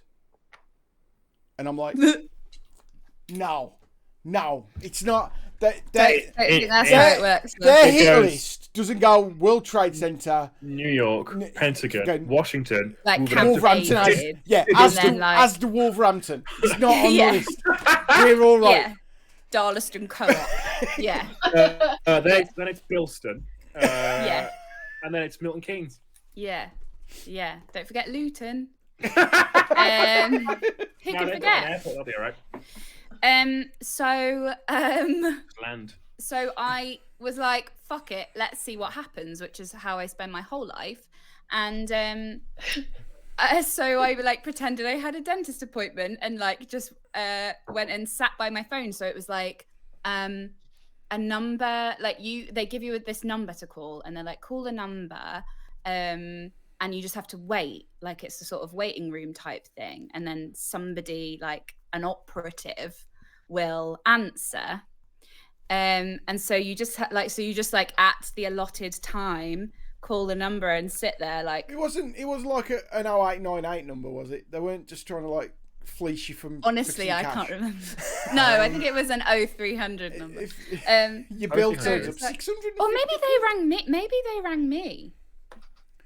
I can't remember. I think maybe they rang me. Do you think this maybe is why you didn't get the job? No, I think. Can't remember important details. Right. It was a long time ago. I've been through a lot since then. I've just googled MI6 recruitment 0300. So you never know. We might be able to do a live call. Adam, I'm not supposed to be talking about this. I found the one for Wales. Anyway, That's what you need to do, Adam. You need to ring them and go, so Hannah Platt's put me on to you.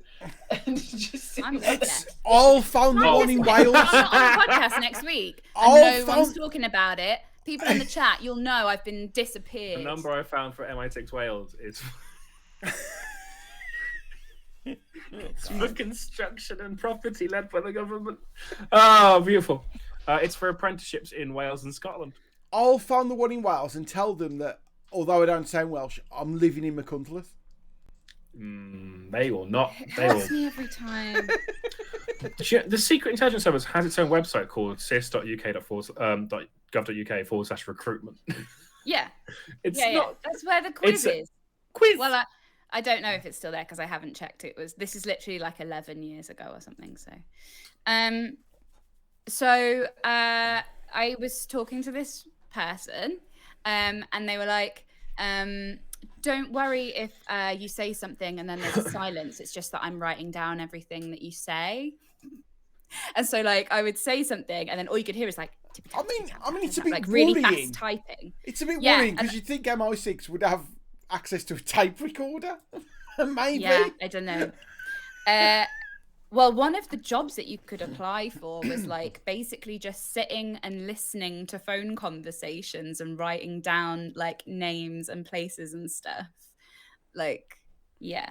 They were like, if you can speak Farsi, get in touch. And I was like, I can't. No. But to throw them, you wrote I can't in Farsi. No. My brain. So it was. I think it sounds like it was a similar kind of thing to like your Sandhurst thing because it was like, why do you want to do this job? And I was like, oh, I just want to like do something different that's like a bit more than just corporate fundraising, which doesn't feel like I'm contributing to the world very much. And Did you just pull out your packed lunch and go, because of this? and I was like, Because- no, but that's the thing with it. Is I've I got didn't- head Oh, cheese just sitting in sandwiches. your graveyard. No, that's the thing. The money was worse than what I was on. I was on 18,000 when I was working at the Royal Academy, and this job was like 17,000 starting salary. But if you don't know the role you're going into, does that sound like it's That's the it's level. It's like grade 1, and then they say 17,000. and then they say like, oh, we will like, there are levels of like they're supposed to like fast track your career or whatever. And like one day you'll get into the egg packing division. Yeah. Well, they say that like they basically like say that they pay a shit salary so that you are not like somebody who could be bribed. Like they basically, You're I not in think, it for the money. yeah, they want people who aren't in it. Yeah. And I was like, but surely you should pay us more and then we won't be susceptible to bribes because we'll have money. That doesn't make any sense. But that was the reasoning behind it. So she was like, I don't know whether she told me that I'd passed or I got an email saying we were inviting you for a face-to-face interview. And I started to be a bit like, oh no, what have I done? So it like the details are like, had you smelt Judi Dench at this point? yes, because yes, this is post smelling Dench. For a second, I thought that was a weird metaphor. Then I remembered who we were talking about. I Have you smelled her. smelt the Judy? Yeah, I smelled her. Wow, She smelled I nice. do declare. She got me a cupcake. It was nice. So it was like, come to this building at this time on this day, go to like the 4th floor and ask for, and then there's like this sort of word that I won't say in case I get in trouble. Do not tell anyone why you are there at any point. Someone will come I'm sure you. it's fine, Platts. It was years ago. Yeah. And I was just Was like, the- "Mwah," and they Was the sent word you me. were asked to say like racist? No. It was ask for and then a name. Oh, okay, that's fine. Yeah. They were like, ask for this particular name. And it's all like an unmarked building and everything in London. And Was it like a Bart Simpson name? Was it like a Mr. Hug and Kiss? yeah, was it like Seymour Butts? When you say an unidentified building, was it the one on Thames side? No, it wasn't the big. No, it was literally. It was like a tiny little in between two big buildings and a little tour like on the fourth floor, like random offices that they'd hired, like obviously just for this purpose. It wasn't. So you think they'd hired it? That was Yeah. their main headquarters. So like, so they then sent me the develop vetting form, which is like several forms, and they're about this thick in a folder, and they ask you everything about your life. So it's like you, and if you're it was before I was married, but I was living with them at the time, and so for both of us, I would have had to put us, both our parents, all our siblings, they didn't have any, all our grandparents, who they were, where they lived, what job they did, when they were born and died, if they died, like all my grandparents did.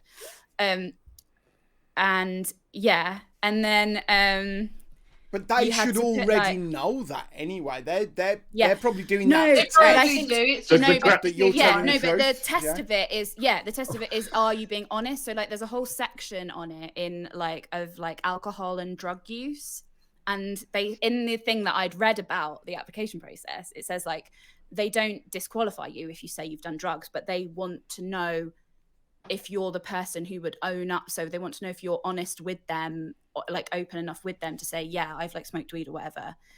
And that, because if you say that you've never done drugs and they find out that you have, you've lied to them. So you're a person who is liable to lie to them. So they don't want you. Liable. Yeah. Yeah. He's so. Thanks. Look at his face. That's Med Yeah. Adams night. There's a whole separate form that is just for your like Puns. financial details. Puns. No, they don't care about your puns. There's a whole form that's just for your financial details, because like I say, they want to know that you're not in masses of debt, so that you can't be like compromised by baddies. Yeah, so it was like really full on, and you had to have like your birth certificate and your passport and like 3 months of utility bills, like 3 months of bank statements, sorry, and like all kinds of like masses of stuff. It was like an admin nightmare. And so it kept ticking down to the day that I was meant to go there, and I was like, I don't want to do this. I don't think I want to do this. But I'd like left it so late that it was like, I think I was supposed to go there at like 9 a.m. on Monday morning. And so I was like on the train going to work, and I like just emailed them like, oh no, I'm really sorry, I can't come. I've decided I can't do it because my personal circumstances have changed. I thank you for the opportunity and goodbye. But obviously they hadn't, because that you only have like a very generic email address to message them. So it obviously hadn't got to the right department. So I started getting calls from like a withheld number on my phone. And I was like, like MI5 are calling me. What you Just needed like- to do is say to them, I'm sorry, I can't come for the job interview. I've joined ISIS.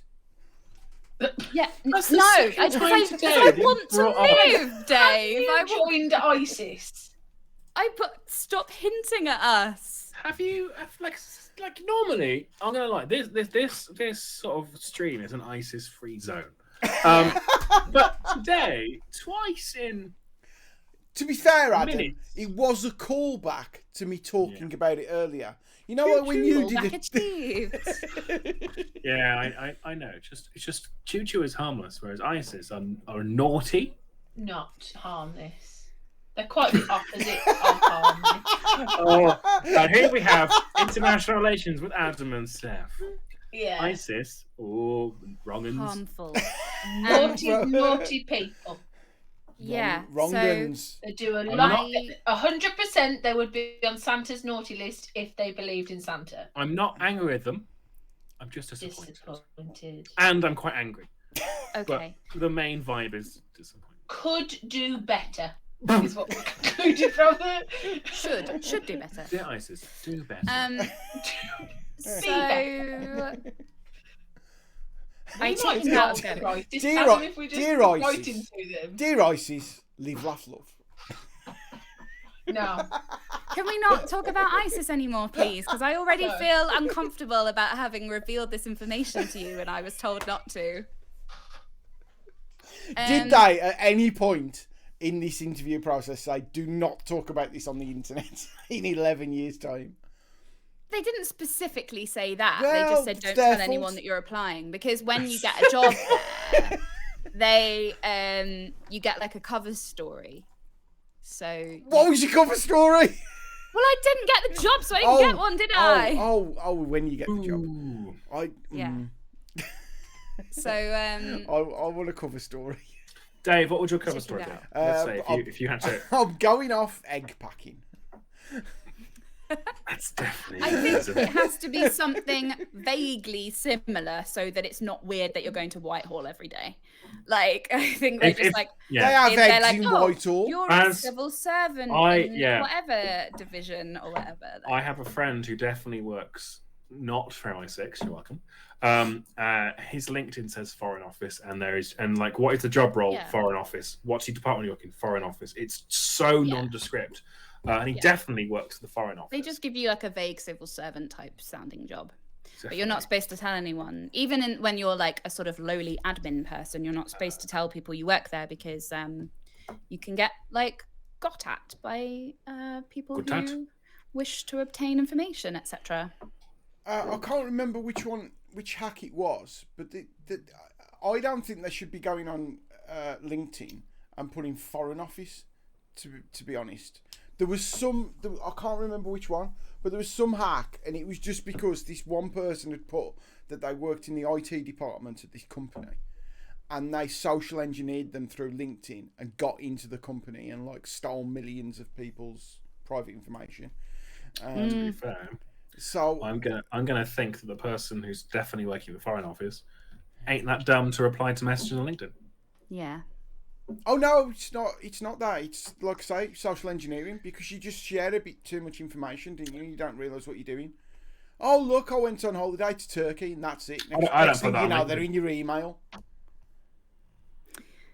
So, Stop having your password as holiday to Turkey then, Dave. Hannah's password is. I'm not a Tory, but I secretly am. I'm not a Tory.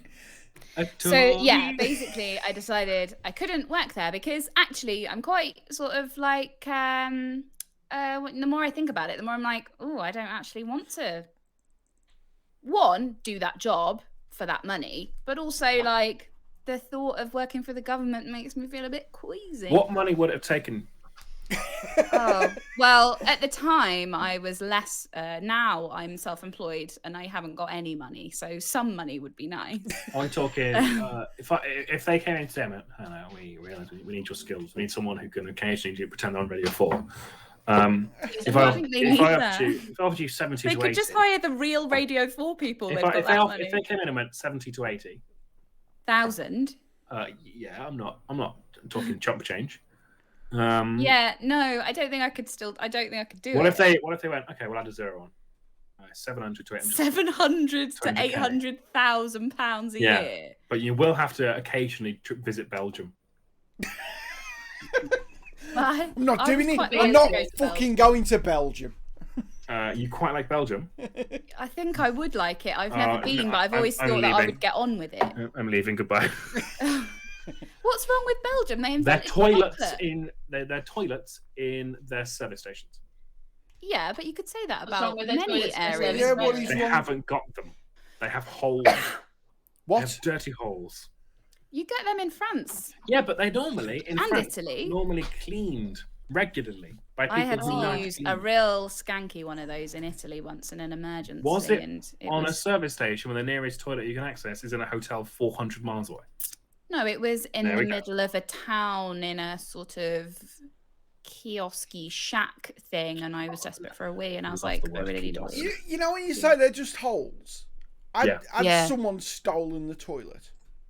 No, it's like a squat toilet. So it's literally just like a hole in the floor, and you're meant to just like go about your business there. But like, firstly, it discriminates against people who have to sit down, right?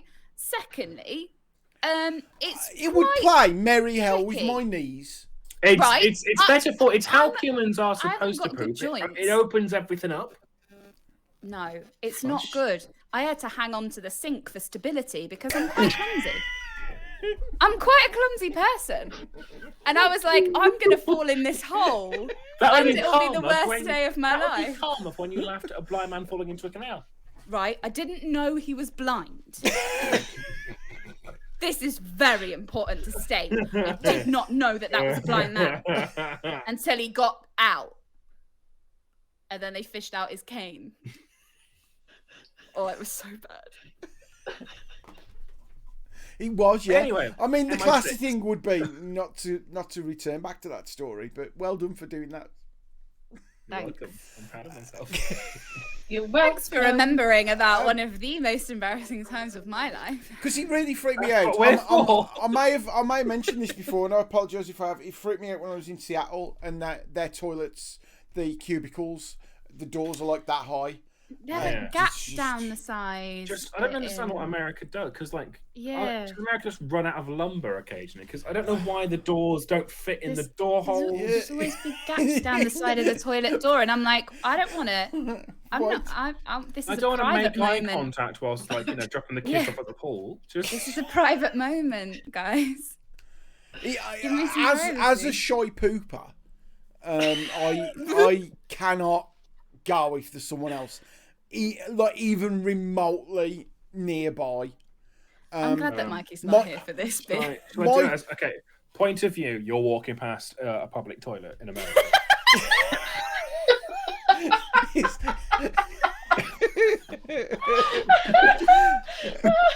Now, Adam. You've put me right off my biscuit. Adam. Yes. Surely what you were doing in there was going toot toot. Not in a public toilet. Yeah. We're not that step tonight. You gotta put the toilet paper strips to cover the holes. Just get bigger doors, JS Rock. Just have doors. Like what in it? Okay, so America like that. In the UK, whoop, Yeah. oh, the problem is gone. Hang on, that's quite an important legal document. JS Rock, Washington State have got literally a fuck ton of trees. You've got enough lumber to fill those holes. Fill those holes is the lesson we Fill the learned. holes, JS Rock. It's Fill also, them now. yes, Shall we you get back on personally. track? Because we've got Steph's story and I want to hear it really shit, bad. Yeah, it's been a Oh, while. yeah. It's 9 o'clock. Long story short, Long story short, don't apply for jobs that you don't want. yeah, safe. Yay! Hannah Platt! Yay! Miss Get a shot, Moneypenny. Steph, Yes. tell us about your shirt. Right. So, I went for a weekend away a couple of weekends ago. I went to Blackpool with my friends Kim and Hannah. Just to remind Friends of the you, show. No. It was 2 weeks. It wasn't this weekend. it wasn't last weekend, and it wasn't the weekend Oh, before that. what was It you doing in- this weekend? Stop it. I actually don't know, and that felt mean. Carry on, Steph. I went to Trentham with my family this weekend. That's what I did. Oh, what? There's like all the little shops and Yes, and Ah, my nice. brother took his puppy with us, and and Otto halfway through the day decided he had had enough. So Oh, every so no. often we get in a shop and he'd just lie down on the floor like. Oh, "I want to go home." How did dogs get away with that? And yet I'm told I'm a disturbance. Honestly. But this that's not the weekend we're talking about. The weekend I'm talking about is the weekend I went to Blackpool, and we went for Friends Festive, which is a Christmas-themed Friends event. Of course The it is. TV Of show course it is. where you can go around and do like the set tour, and you can have your photos done. I met the holiday armadillo. It was a fantastic day. Aw. Yes, In Blackpool. in Blackpool. It's not. And so it's not we the just real set though, is it? Because I mean, it's like as real as it's going to get for me, Dave. So shut up. Yeah, okay, it's real. What else are they going Stop to do with it? They're not making it anymore. ruining my dream. Christmas. Stop it.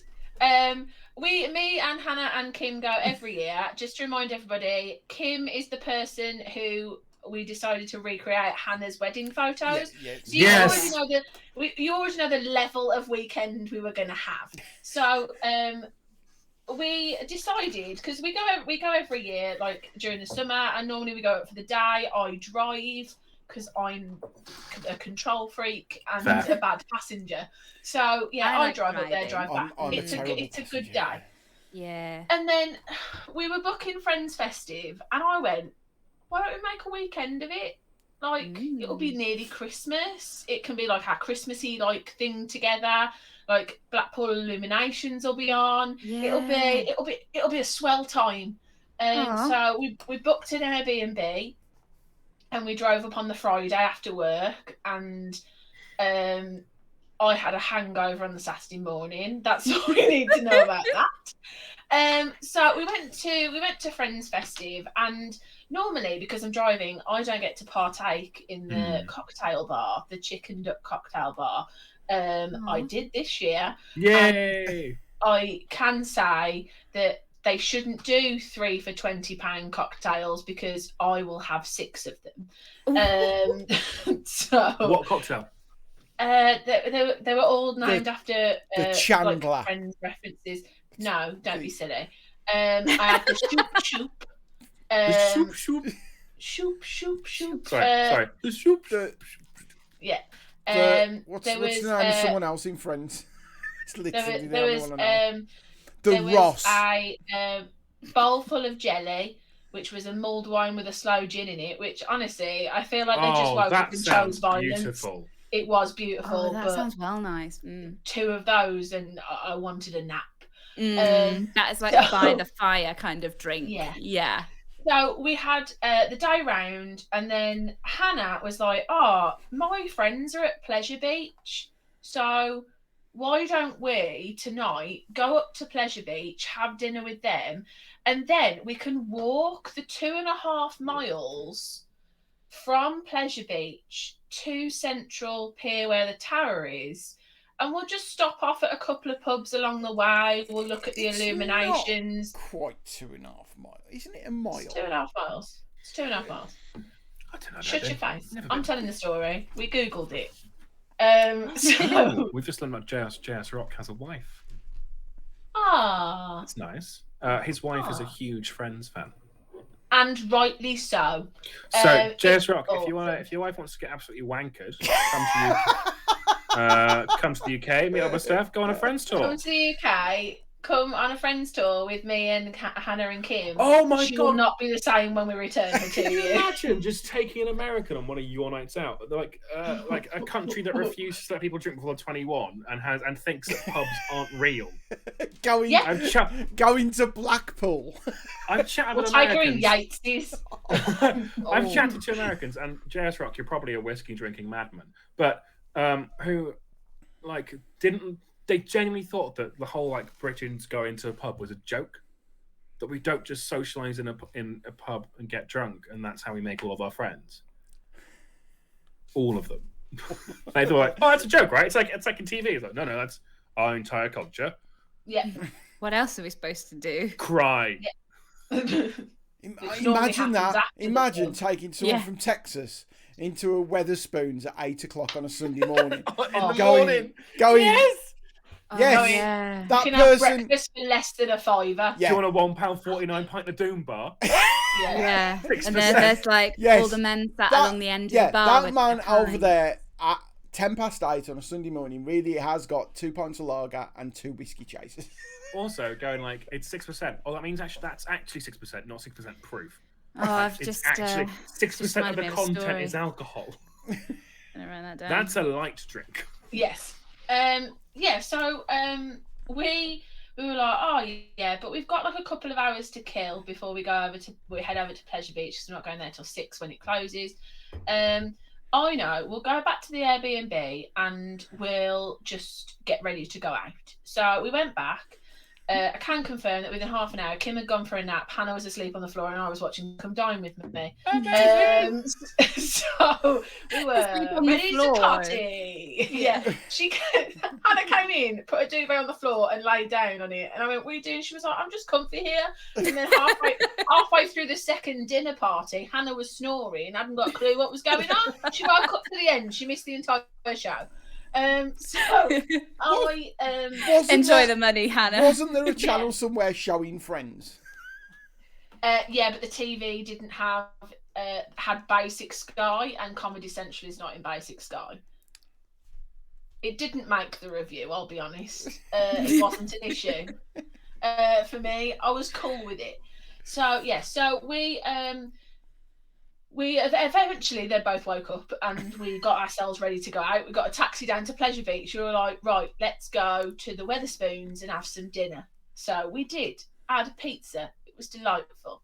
But at this point, I wasn't drunk, but I was very aware that I probably shouldn't have been having a drink with my dinner as well, but I did because I'm on holiday. Was it this phase? Was it? Were you at the stage where you go into the bathroom, look in the mirror, and go, "Come on, Steph"? No. That was much later in the night. We'll get to the point where I hate looking in the mirror. Were you at this stage in there though? I was at the stage of, this is going to be a great night. That's never a good sign. Adam, I like the stage as a guy when you go to the toilet and you go to the urinal and you do the yes head against the wall. That's the same stage as when you can't turn your head with your eyes open. It's the Oh, it's like Action Man eyes, where like the eyes go first and then the head. Yeah. So, Dave, 1 minute. Yeah. And then we get the little head wobble later on. It's like, what? So, on a side note, with this taxi we booked it under had written my name down as Jess rather than Steph. So everyone thought it was hilarious to then keep calling me Jess. And you know for a fact we will do from now on. Yes. So, but we met up with Hannah's friend who'd got their kid with them, who then was introduced. I was introduced to them as Jess. I went, no, really, my name's Steph. He, at the end of our little meeting when we'd had dinner, no word of a lie, said goodbye to everybody else, then put his hand on top of my head like he baptised me and went, Jess, and then walked away. And I was like, I love maybe this it was child. Jesus. You meant Maybe it was the baby Jesus. So, and then we began our night. So we toddled on down to the first pub. So this is the beginning. Now your mates here have done the right thing. They've had a disco nap.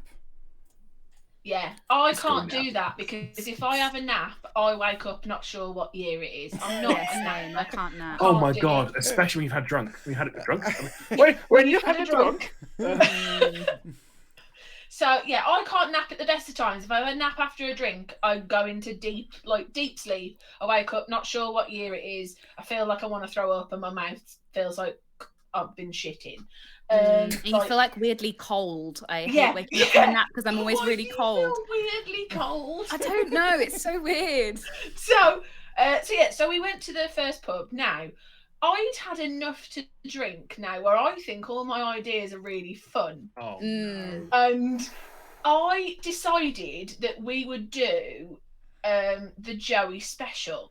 Now, in the show, for those who don't know, that was a rhyme. The Joey special is 2 pizzas. if he orders the Joey special, he has 2 pizzas. So we did the Joey special, but we ordered 2 drinks. Nice. So everywhere we went, we had to do the Joey special. Oh God. So we met in the first bar. It was great. We had a couple of drinks. We were having a good chat. We were having a good giggle. And then we went, oh, should we move on? So we walked down the Blackpool Illuminations. I nearly got run over by a tram. And then we got to the next pub. And I think this one was this one? No, we stopped in another pub.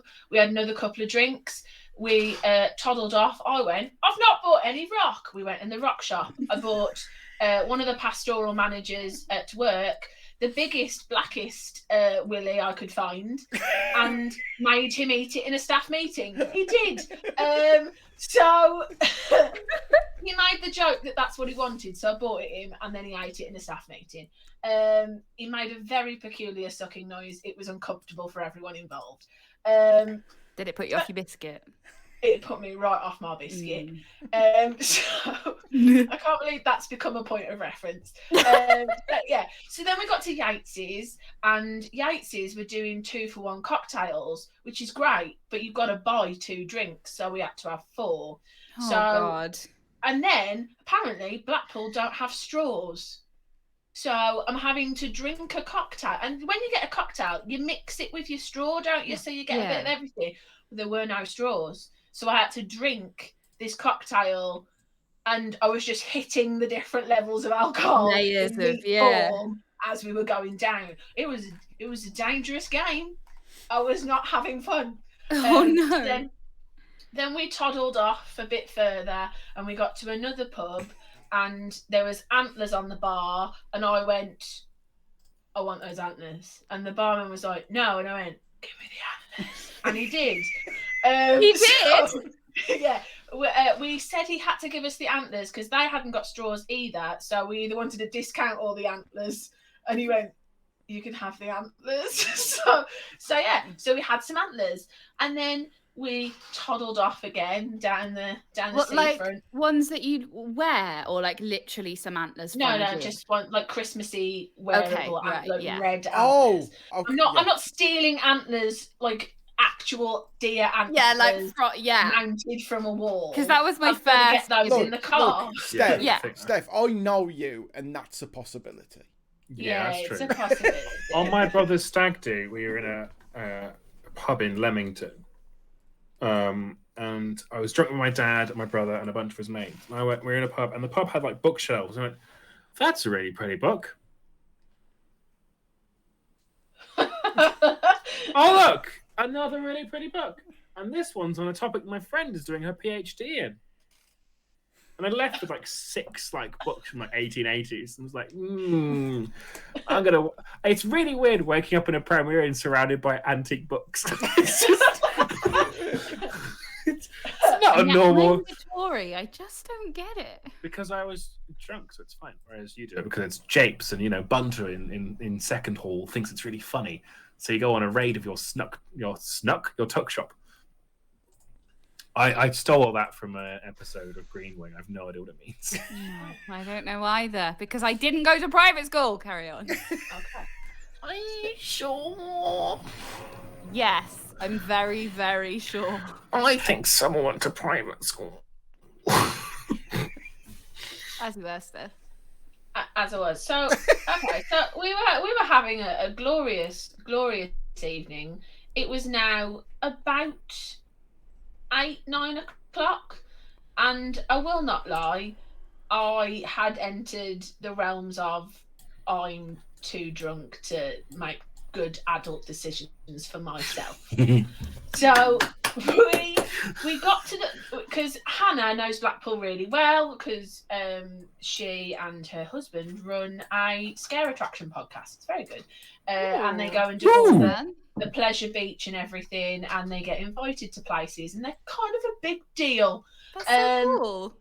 They did ask me if I wanted to go and do a scare maze before we went and met up with Hannah's friend, and I said, fuck no. Because I am an absolute wimp. But I can't do them because I know I'll punch like an actor. And I don't want to be that guy that gets thrown out.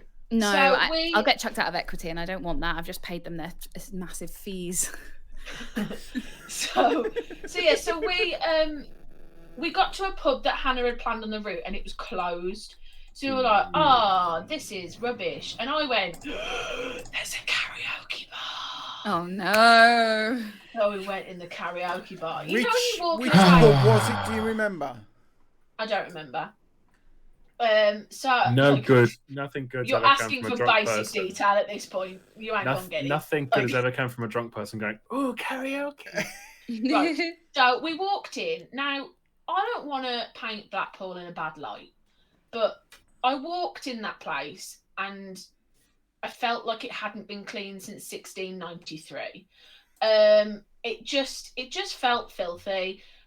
Kim turned to me and went, "We're 100% going to get COVID in here," and I couldn't argue with that. I felt the same. So we were like, "Let's just stop for a drink." Yeah, we're here now though. Let's stop I mean, for a we're drink. here. We've already got it. And what disinfects germs? Alcohol. I was thinking sensibly. So, so we ordered our drinks. I haven't done Yes. Black Velvet yet. Oh, get the fuck out of here! What? Oh, I thought you meant the drink, not the song. I hate that No, drink. the song can also fuck off. Let's be honest. No. This song's fine. The drink is It's rank. not, is it? It's So ruining good Guinness. we kind of stood around, and like a couple of people had got up to sing, and no one was great, but like everyone was doing your typical. It's your typical karaoke songs. Everyone was having a good time. What's your karaoke song? This one bloke got up and did Angels, and I won't lie, Of course. I lost my shit. This was his Glastonbury moment. Me, Hannah, and Kim were stood at the front, belting it out. We were there with him. Like, he was feeding off our energy. We were feeding off his. That's the It was best a beautiful feeling. moment. Like, it was wonderful. He then came off. Someone else came on. He came back. Of course and he did. Newton Faulkner's Dream Catch Me, because that man needed an encore. I agreed with him. And this time, his girlfriend had twigged that the three of us were like, "We are your biggest fans," and had moved to stand in front of us so he could sing to her. But honestly, we drowned him out. And like there are many videos of us like singing along that I'm not prepared to share on the internet. Tragic.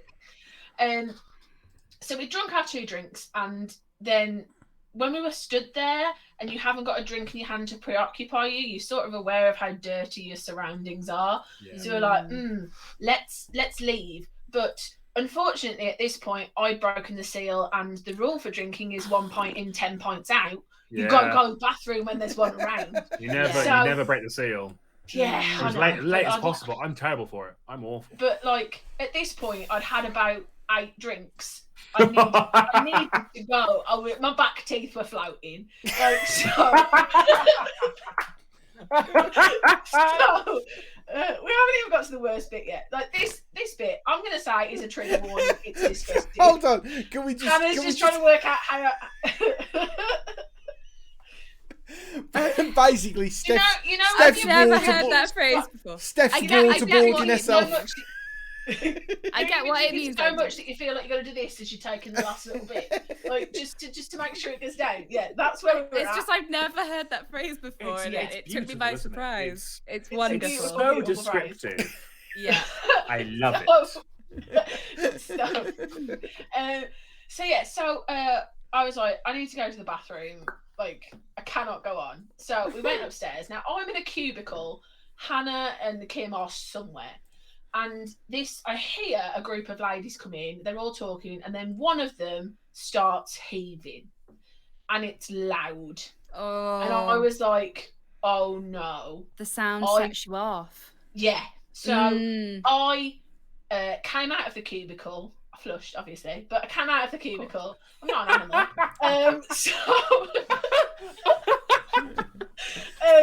And like this woman is still heaving, and I went, "You've got to stop that because you're gonna make me be sick." And she went, "No, look on the windowsill." Now, never in the history of ever has anyone said, look on the windowsill, and it's been something good. Yeah, And- absolutely. And it wasn't. Mm. And I don't know whether I should tell you. Yes, you 'cause- should. Yes. Right, okay, Oh, so I'm gonna get ready. Move your biscuits, Wait, Hannah. I'm getting my blanket. I turned around. I feel like you're in it. I turned around, Oh, God. and on the windowsill was a used sanitary towel. And all of my insides in that moment wanted to be on my outside. Okay, I'm not gonna be honest. I'm gonna be honest. I was just clipping the audio from like Hannah's like the back teeth. So you like, and it plays at the same time. So I struggle to hear both. And just as I pressed mute on the clip, I just heard use sanitary towel, and I no longer want to know the context It was because on I'm the going to fill in the windowsill. blanks. It was on a windowsill, was it? Uh-huh. That'll do. Thank you very much Cool. for catching me up. So Lovely. See you. Bye. I then You stay classy, joined. Blackpool. I then joined in a chorus of heaving as other people became aware of the windowsill and also began to heave. So Hannah and Kim and I went, I think we need to be outside of this place. I think we've seen enough. Do you mean Blackpool as a whole? Yeah. We need So to we leave. got outside. This is Now- cursed land. So Oh, we got I outside. don't And like that at all. We walked on a little bit, and then I had to make a judgment call because I had started the process of heaving and I was struggling to stop. I bet So you wish you hadn't I- flushed. I bet you wish you hadn't I flushed now because you stopped. could have used that toilet, but it was still like refilling in the system, so you couldn't use it. It was out of service. Yeah, so I stopped very suddenly in the middle of the street, and Hannah and Kim were like, "You okay?" And I was like, "I'll be honest, I need to assess the situation, so I don't even know whether we're okay to continue, or I need to go up this alley and embarrass myself." So I did the age-old trick: if you start humming, and that stops you from heaving. Feeling It sick, works. yeah. Thing. Yeah. Yes. It's a useful tip to know, but a bit weird if you do it in certain situations to stop you gagging. So Just do that. Just grab your thumbs really tight. okay, so I hummed a little ditty to myself, For the other and situation. and then I stopped feeling sick, and we were ready to continue the rest of the night. So every good night ends in a Wetherspoons, and Bad nights start in them. Dead. Good nights end in them. We were like, okay, this is the last one. It's about 10 o'clock at this point. Wait, hang on. This is 10 p.m. Yeah. I was imagining this at like 2 a.m. Someone's crying. Nope. You've lost your like a heel's broken. You're stumbling in the darkness as comrades. No, this is the sun has just dipped. No, it's, obviously it's winter. It's been dark a while, so it feels like a 2 a.m. And I'm in a Wetherspoons in Blackpool. Who knows what time it is? Timeless. Yeah, so we go in, we sit down. Obviously, at this point, I am unable to stand at a bar, so the app came straight out. We're ordering drinks. You can tell how drunk I was because I ordered a Nuki Brown. So Mixed with all those cocktails and everything. mixed with the cocktails, mixed with the brew dog, mixed with the everything. I was not. So I was like, I'm gonna have a bottle of Nuki Brown and a You're bottle like, of oh, something else. I'll have a nice bottle of gravy to wash Yes. down Nuki this. Brown. Oh, hang on. Whoa. You drink Guinness, and Guinness is a lot Yeah, thicker but than Nuki Brown. I drink Yeah. Guinness, but not after I've been drinking a load of cocktails all Gravy day. is quite gravy. I Nuki love Brown is gravy. quite a light drink. Even though it's brown ale, it's still very. It's nice. It's Yeah, it's nice. I'm not saying it's not Whereas- nice, but like whereas when Guinness, I you've think, been with a on spoon.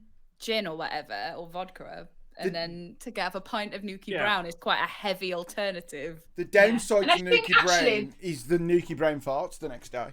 yeah. That's what you don't I'll be want. honest. I think Particularly if you're sharing an Airbnb with someone. I think I chased my Nuki Brown with a blue WKD. So, Oh, Oh, hello. Is that a 15-year-old? so like, yeah. oh, I'm 'cause getting flashbacks. I think at this point I'd start. You know, when you're so drunk, you start to get like the lull. I was like, I know, sugar pick me up. And in between this, we'd also realised that there was a nice whiskey on the menu. It's a peanut butter whiskey, so we all had a round of those. Now, what do you get a lot of in Blackpool? Stag do's. And one happened to enter the vicinity, and they were all wearing this shirt. Now, this shirt... I genuinely forgot that's what we were going to... Like, this shirt is fucking hideous. And it depicts a little Australian scene. There's some palm trees. There's a kangaroo. There's some dolphins. There's a koala bear in a yellow car. I'm not sure where they were going with this, but yeah. So I clocked this stag do and went, I want that shirt. And I'm not going to stop until I get one. And then pursued the next 2 hours of what was pure tactics and strategy, and I have never been so impressed with 3 women working together as we did. Hang on, at 10 p.m. you were on the verge of being like, we're dead, we're done here, and then all it took was the possibility of nicking a shirt, and you're like, boom, second wind. Yes. Yeah. Because I am easily pleased. Look at my track record. Actually, if I was better pleased, Tutu would have. No, let's not get into that. So yeah, Anna's face, she's judging us so much. I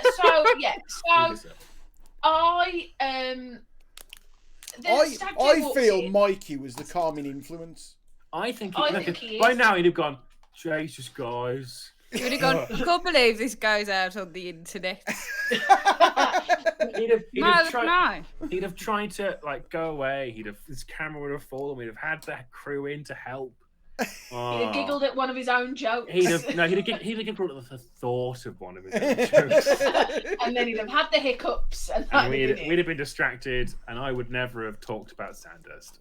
There you go. So what I want to say is, when you are targeting a stag do, it's very much like lions picking off the gazelles. You gotta work quickly. You gotta work effectively. Look for the injured one. You've got to look for the injured one. So the first one we grabbed, the father-in-law. Now the father-in-law came in behind the herd. We cheered so loudly that the man thought we were in love with him, and when we went, "Come sit with us," he did.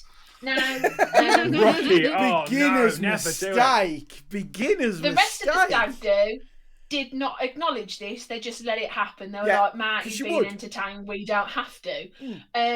And so because again, it's one of the weaker herd. Right. The one who was invited because he had to be, not because they wanted him there. Yeah. So we got chatting to this guy, and it turns out he was a teacher. Automatically, I'm in. We were talking about work. I got him. He was my best friend. That was a shirt secured. I didn't need to ask for it yet. I could get it later. Now, it's unfair for just me to walk away with a shirt. Now we need to acquire 2 more. Enter Martin. Martin was so drunk, he'd slightly wandered off from the rest of the herd. I offered to help him out. I sat him down at our table. I work quickly and effectively, ladies and gentlemen. My methods are quite simple. So he came and sat down. I went, "Martin, this is almost sinister. What is this shirt you're wearing?" He was like, "I hate it." You know what? And then started to unbutton his shirt. I let it happen. I made no reference to it. You don't bring attention to the fact the shirt is coming off of its own accord. So he was like, "Yeah, I ironed my really nice shirt, then they've given me this shit to wear." So I was like, "Oh, let's have a look at your shirt." Bosh, it's off and round his elbows. I'm working. So have you ever seen Catch Me If You Can? Carry on. I am a genius.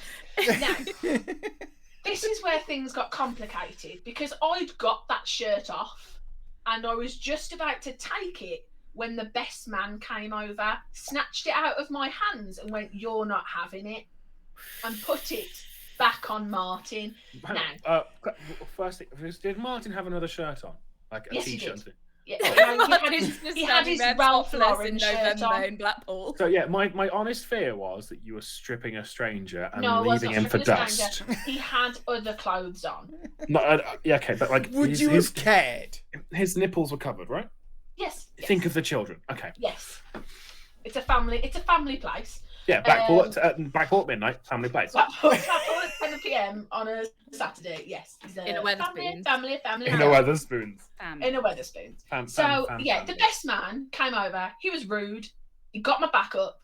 He said I couldn't have something. Now I am too drunk to be told no. So Oh no. he went, "You're not having it." And the voice, the little troublemaker in the back of my head went, "Bet. Okay. If anything now, mate, you've egged me on. Challenge accepted. We'll see, shall we?" So, Oh my god. Mr. Teacher, father-in-law, was still sat with us. We bought him a whiskey. We were keeping him entertained. The shirt was secured. It wasn't off yet, though I was ready. Martin had wandered back off to the group, but I did say to him, "If it gets a bit much, there is a chair here for you." He went, "Oh, thanks, love," and toggled off. I got him in my sights and knew where he was at all times. You knew the weak link and you're way That too close. gazelle was limping. So we left it. We left it for about half an hour. We were still entertaining teacher, father-in-law. He was a delight at this point. And we were chatting about stuff. And then Martin comes toddling back over. Now, I said to him, "Do you want me to get rid of the shirt for you? Because I feel really bad that you've worn that Ralph Lauren shirt. No one gets to see it." And he went, Aww. "Yeah, you're right." I went, "Come on, whip it off, give it me." So he did. Now, as soon as he got it off, it went underneath my shirt. Best man came running over and shouted at me, went, "Where's the shirt gone?" And without even dropping a beat, I went, "Some girl came over and then she ran off in the toilets with it." He ran off in the toilets to find her. Meanwhile, this shirt is now living in my t-shirt for the rest of the evening. Shirt 1 is secure. So Oh my they look god. like they're moving on. Kim has decided to go rogue. She's gone off on her own. She's got the groom's phone and is taking photos of everybody. What I didn't realise was she was building a rapport. She was working out which was the drunkest. She acquired shirt. Well done. Oh my god. The group had decided they were leaving. They booked somewhere else. They were moving on. They were So going to it was leave, like- but you were a shirt down here. I mean, oh, Scandalous. Steph, Harold. Steph, what are you going to do? So, Shirty McShirt sat next to me, Mr. Father-in-law, Yeah. went, "Ladies, I've got to go." And I went, "Oh, but from one teacher to another, I'd really like your shirt." And he went, "Yeah, right then." Shirt 3 in the back. Oh my Which one god. did you have? Which one did you take? I had father-in-laws. Nice. Now, Teacher to teacher. Good connection. the story takes a little bit of a turn Oh, because no. I no. ended up in near fight 1 of 2. Because Oh god. the whole group disappeared, and then about 10 minutes later, father-in-law came back. And he went, "Ladies, I forgot to thank you for the drinks. I just wanted to say thanks. Enjoy the rest of your evening. You're so lovely." We were like, "Oh, father-in-law. Those shirts What a- look familiar. what a ledge." Yeah. Were you wearing the By this shirt? point, we were wearing them, yeah. Okay, yeah. So, he gave Hannah a hug and a kiss on the cheek. He gave Kim a hug and a kiss on the cheek. I went to give him a hug and a kiss on the cheek, Oh, did and he you? turned and kissed me full on the mouth. I lost my temper. Was I it an went- accidental? Like you both turned No, in it was for not. It wasn't.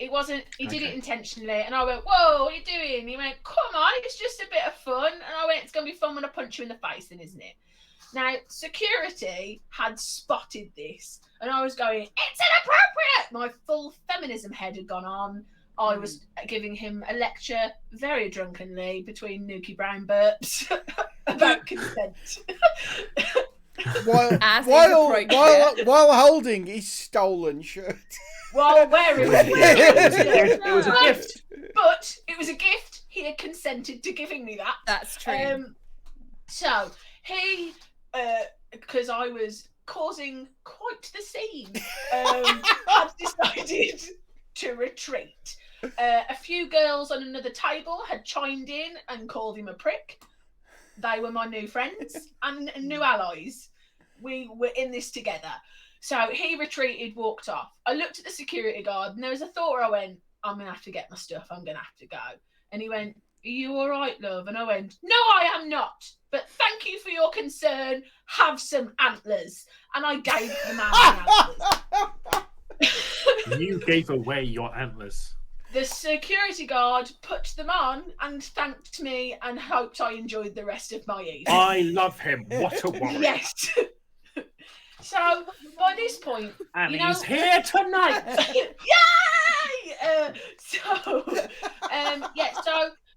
You know when Witherspoons turn the lights off because they don't have the courage to tell you to go home. Yeah. They'd done that, so we were sat in the dark, but I was prepared to wait it out. They open again. They open again in 6 hours. Yeah. If we're quiet. We're first in line for breakfast. So they went, girls, you're gonna have to leave. If we're quiet and you're all there going, shh, shh, shh. There is nothing sadder than being at Wetherspoons when it closes. Yeah, like, no, it's all right. It's all right because in the dark, no one's gonna spot us wearing these. We sat down. And they were like, come on, girls, it's time to go. And we were like, all right then, no worries. We said goodbye to my new security guard friend and we stood outside the pub. We had a collective thought of food and we toddled off to the chip shop. Enter fight number 2. So we got into the chip shop. Before the fight, there was a girl who claimed she was from Wolverhampton. I went, oh my God, we're in Wolverhampton. And she just kept going, from Wolverhampton. And I was like, where in Wolverhampton? I'm from Wolverhampton. I was like, you're not from Wolverhampton because you tell me the place. Because I'm from Wolverhampton and I know there's places there. And she was like, okay. So we got to the front of the queue and there were 3 guys behind the counter. There were 2 older guys and this young guy. The young guy was wearing a red hat. And what shirts were they wearing? I didn't take their shirts. This time. This time I'm going back. So one of the older guys kept knocking this guy's hat off, like in a jovial, isn't this laddish bants way. And the guy wearing the hat was getting quite cross. Now I was being served by the one that kept knocking the hat, and all I said was, "What's the matter with him? Has he got trampy hair under there or something?" The guy in the hat took real offence and was like, what do you mean? What do you mean? Why are you calling me a tramp? My hat costs more than your entire outfit. Now, I'm really drunk and decided an argument is the best solution to this. Oh, no. And What I've learned from this is that we should... Do you know how we kept joking about going to the pub as a group? Can Steph not come? I would like to witness it, please. It's bad when I would be the sensible one. Yeah. What would happen is Steph would end up getting in prison. I'd have somehow joined the Navy. And I'd be in a river. And Hannah would be like living in a tree, like some sort of forest nymph. But it'd be like in like the pub garden where they've got that plastic tree that can slide, but I'm living in it. I've got a packet of crisps and I'm like, I'm fine. You're there trying to open them without using your thumb. So the problem is when I've had a drink and I want to fight with someone, I get really sarcastic. So this guy was like, my hat costs more than your outfit, to which I replied, probably, I got it on sale. And apparently that was not the right thing to say. And I nicked half of it. Yeah, and this shirt I didn't even pay for it. This was free. This was off a stag do. And so I went, just give me my chips and curry sauce, good sir. I no longer wish to conversate with you. And I took my chips and left. I'll be honest, I don't remember paying for them. Did you steal chips from someone you insulted? think I might have done. So, like, it's not even like he was rude to me, so I took chips for treats. I called him a prick, and then I stole his thing. So as we were walking then from the chip shop to find a taxi, we happened to pass Madam Two Swords. Oh, the Blackpool one is shit. So They're all I was going to say, I do not understand Madame Two Swords. but Yeah, but the thing is, the London one, they look like the people they're trying to be. No, even Blackpool no, one. I don't get it, But Adam. even that is Why like, do you want why? to spend Yeah, it's a £21 why. to stand more next than to that. a wax It's like workout 40 and John? quid to go But in like, now. I understand, like, but I'm not about the artistry of it. The London one, they look accurate. The Blackpool ones, they look like they were accurate, then they got melted in a heat wave. They're just like, meh, I'm John Lennon. Meh. all of them look really sad to be in Blackpool. But so what happened was, by this point I was so drunk that when I spotted Spider-Man on top of the roof, my conclusion was Tom Holland is on the roof of Madame Two Swords. And what I'm going to do is I'm just going to play you what happened for 20 seconds outside Madame Two Swords. I really hope this works. Yeah. Tom Holland! Tom Holland! Hello? Tom, I don't think he's in there. Tom Holland! Mr. Mr. Holland. Hello! Thomas! I don't think he's in there. Oh no. I genuinely believed that Tom Holland was in a suit on top of Madame Two Swords' roof at midnight on a Saturday in Blackpool and proceeded to shout at said suit, Mr. Tom Holland. Holland, Mr. Holland, This is the Thomas, saddest thing we've ever had happen on the stream. and then concluded, I don't think he's in there. I love you, Steph. Yeah. We got back to the Airbnb and then we went to bed. The chips weren't great. Well, he probably didn't spat ruin the in them, to be evening, fair. Probably. And so we woke up the next morning and I regretted the fact that I now had to drive everyone home. But on the whole, it was a great weekend and I plan to do it again. Yes! Yeah. I've never been to Blackpool, so if I ever go, you're coming with me. Yeah. I've never been I'll either. pay your board and you just get me horrendously stuffed. Okay. Let's get stuffed. Let's get stuffed. I love Blackpool, which is an odd thing to say because it is. I don't love it for the reasons you think I love it.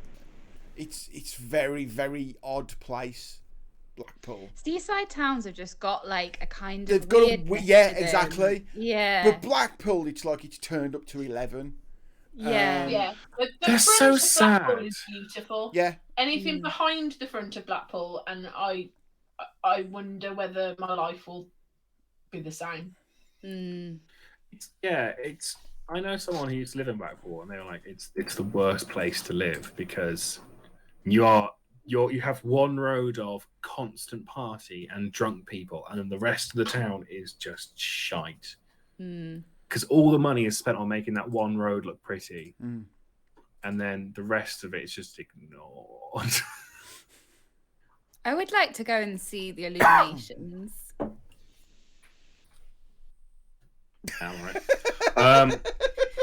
According I to my like da- bright shiny lights. According to so my dad, that's the thing every about time me I- that you should all learn. I According like to my- it when it's according- shiny. Yeah, according to my dad, Blackpool illuminations are equivalent to leaving on the landing light. So I've seen them already. When I was a kid, we went to Walsall illuminations. Oh, that's the most depressing thing I've The ever heard. Arboretum. Yeah, and it had like a laser show Bazap. with like Thunderbirds themed. Well, they Something I was don't they about don't do 4 or Walsall 5. illuminations anymore because the tourists cut all the money. Oh. Yeah, I know. But I went to one of the last illuminations, and my daughter was like about 6 at the time, and of course she Yeah, I loved think I was it. about that age. Yeah. Like, I was about 5, I think, and I remember it being magical. Yeah, Even though it go was with the probably a child. bit Go shit. go in as an adult Yeah. with other adults is a bit sad. Yeah. But going What I with will kids, say is it's like- Blackpool illuminations are beautiful. And it's really weird as a person walking along the pavement to see like cars like driving down the full length of it with children just randomly sat out of windows. It's a health and safety risk. Like, and I was very nervous for a large portion of the evening. Safeguarding. Yeah, view. from a safeguarding point of view, Mm. I was worried. But, you know, just one of them. That's understandable. Yeah. Yeah. It's a But wild it's like west you town. go up by North Pier. There's a major homeless problem. Yeah. All around the North Pier area. And then you cut down a street and it's the gay quarters and it's all parties. And then you cut down another street and it's just derelict. And then you go down another street and you're on the front and it's a party again. And you're like... It's a weird place. Weird.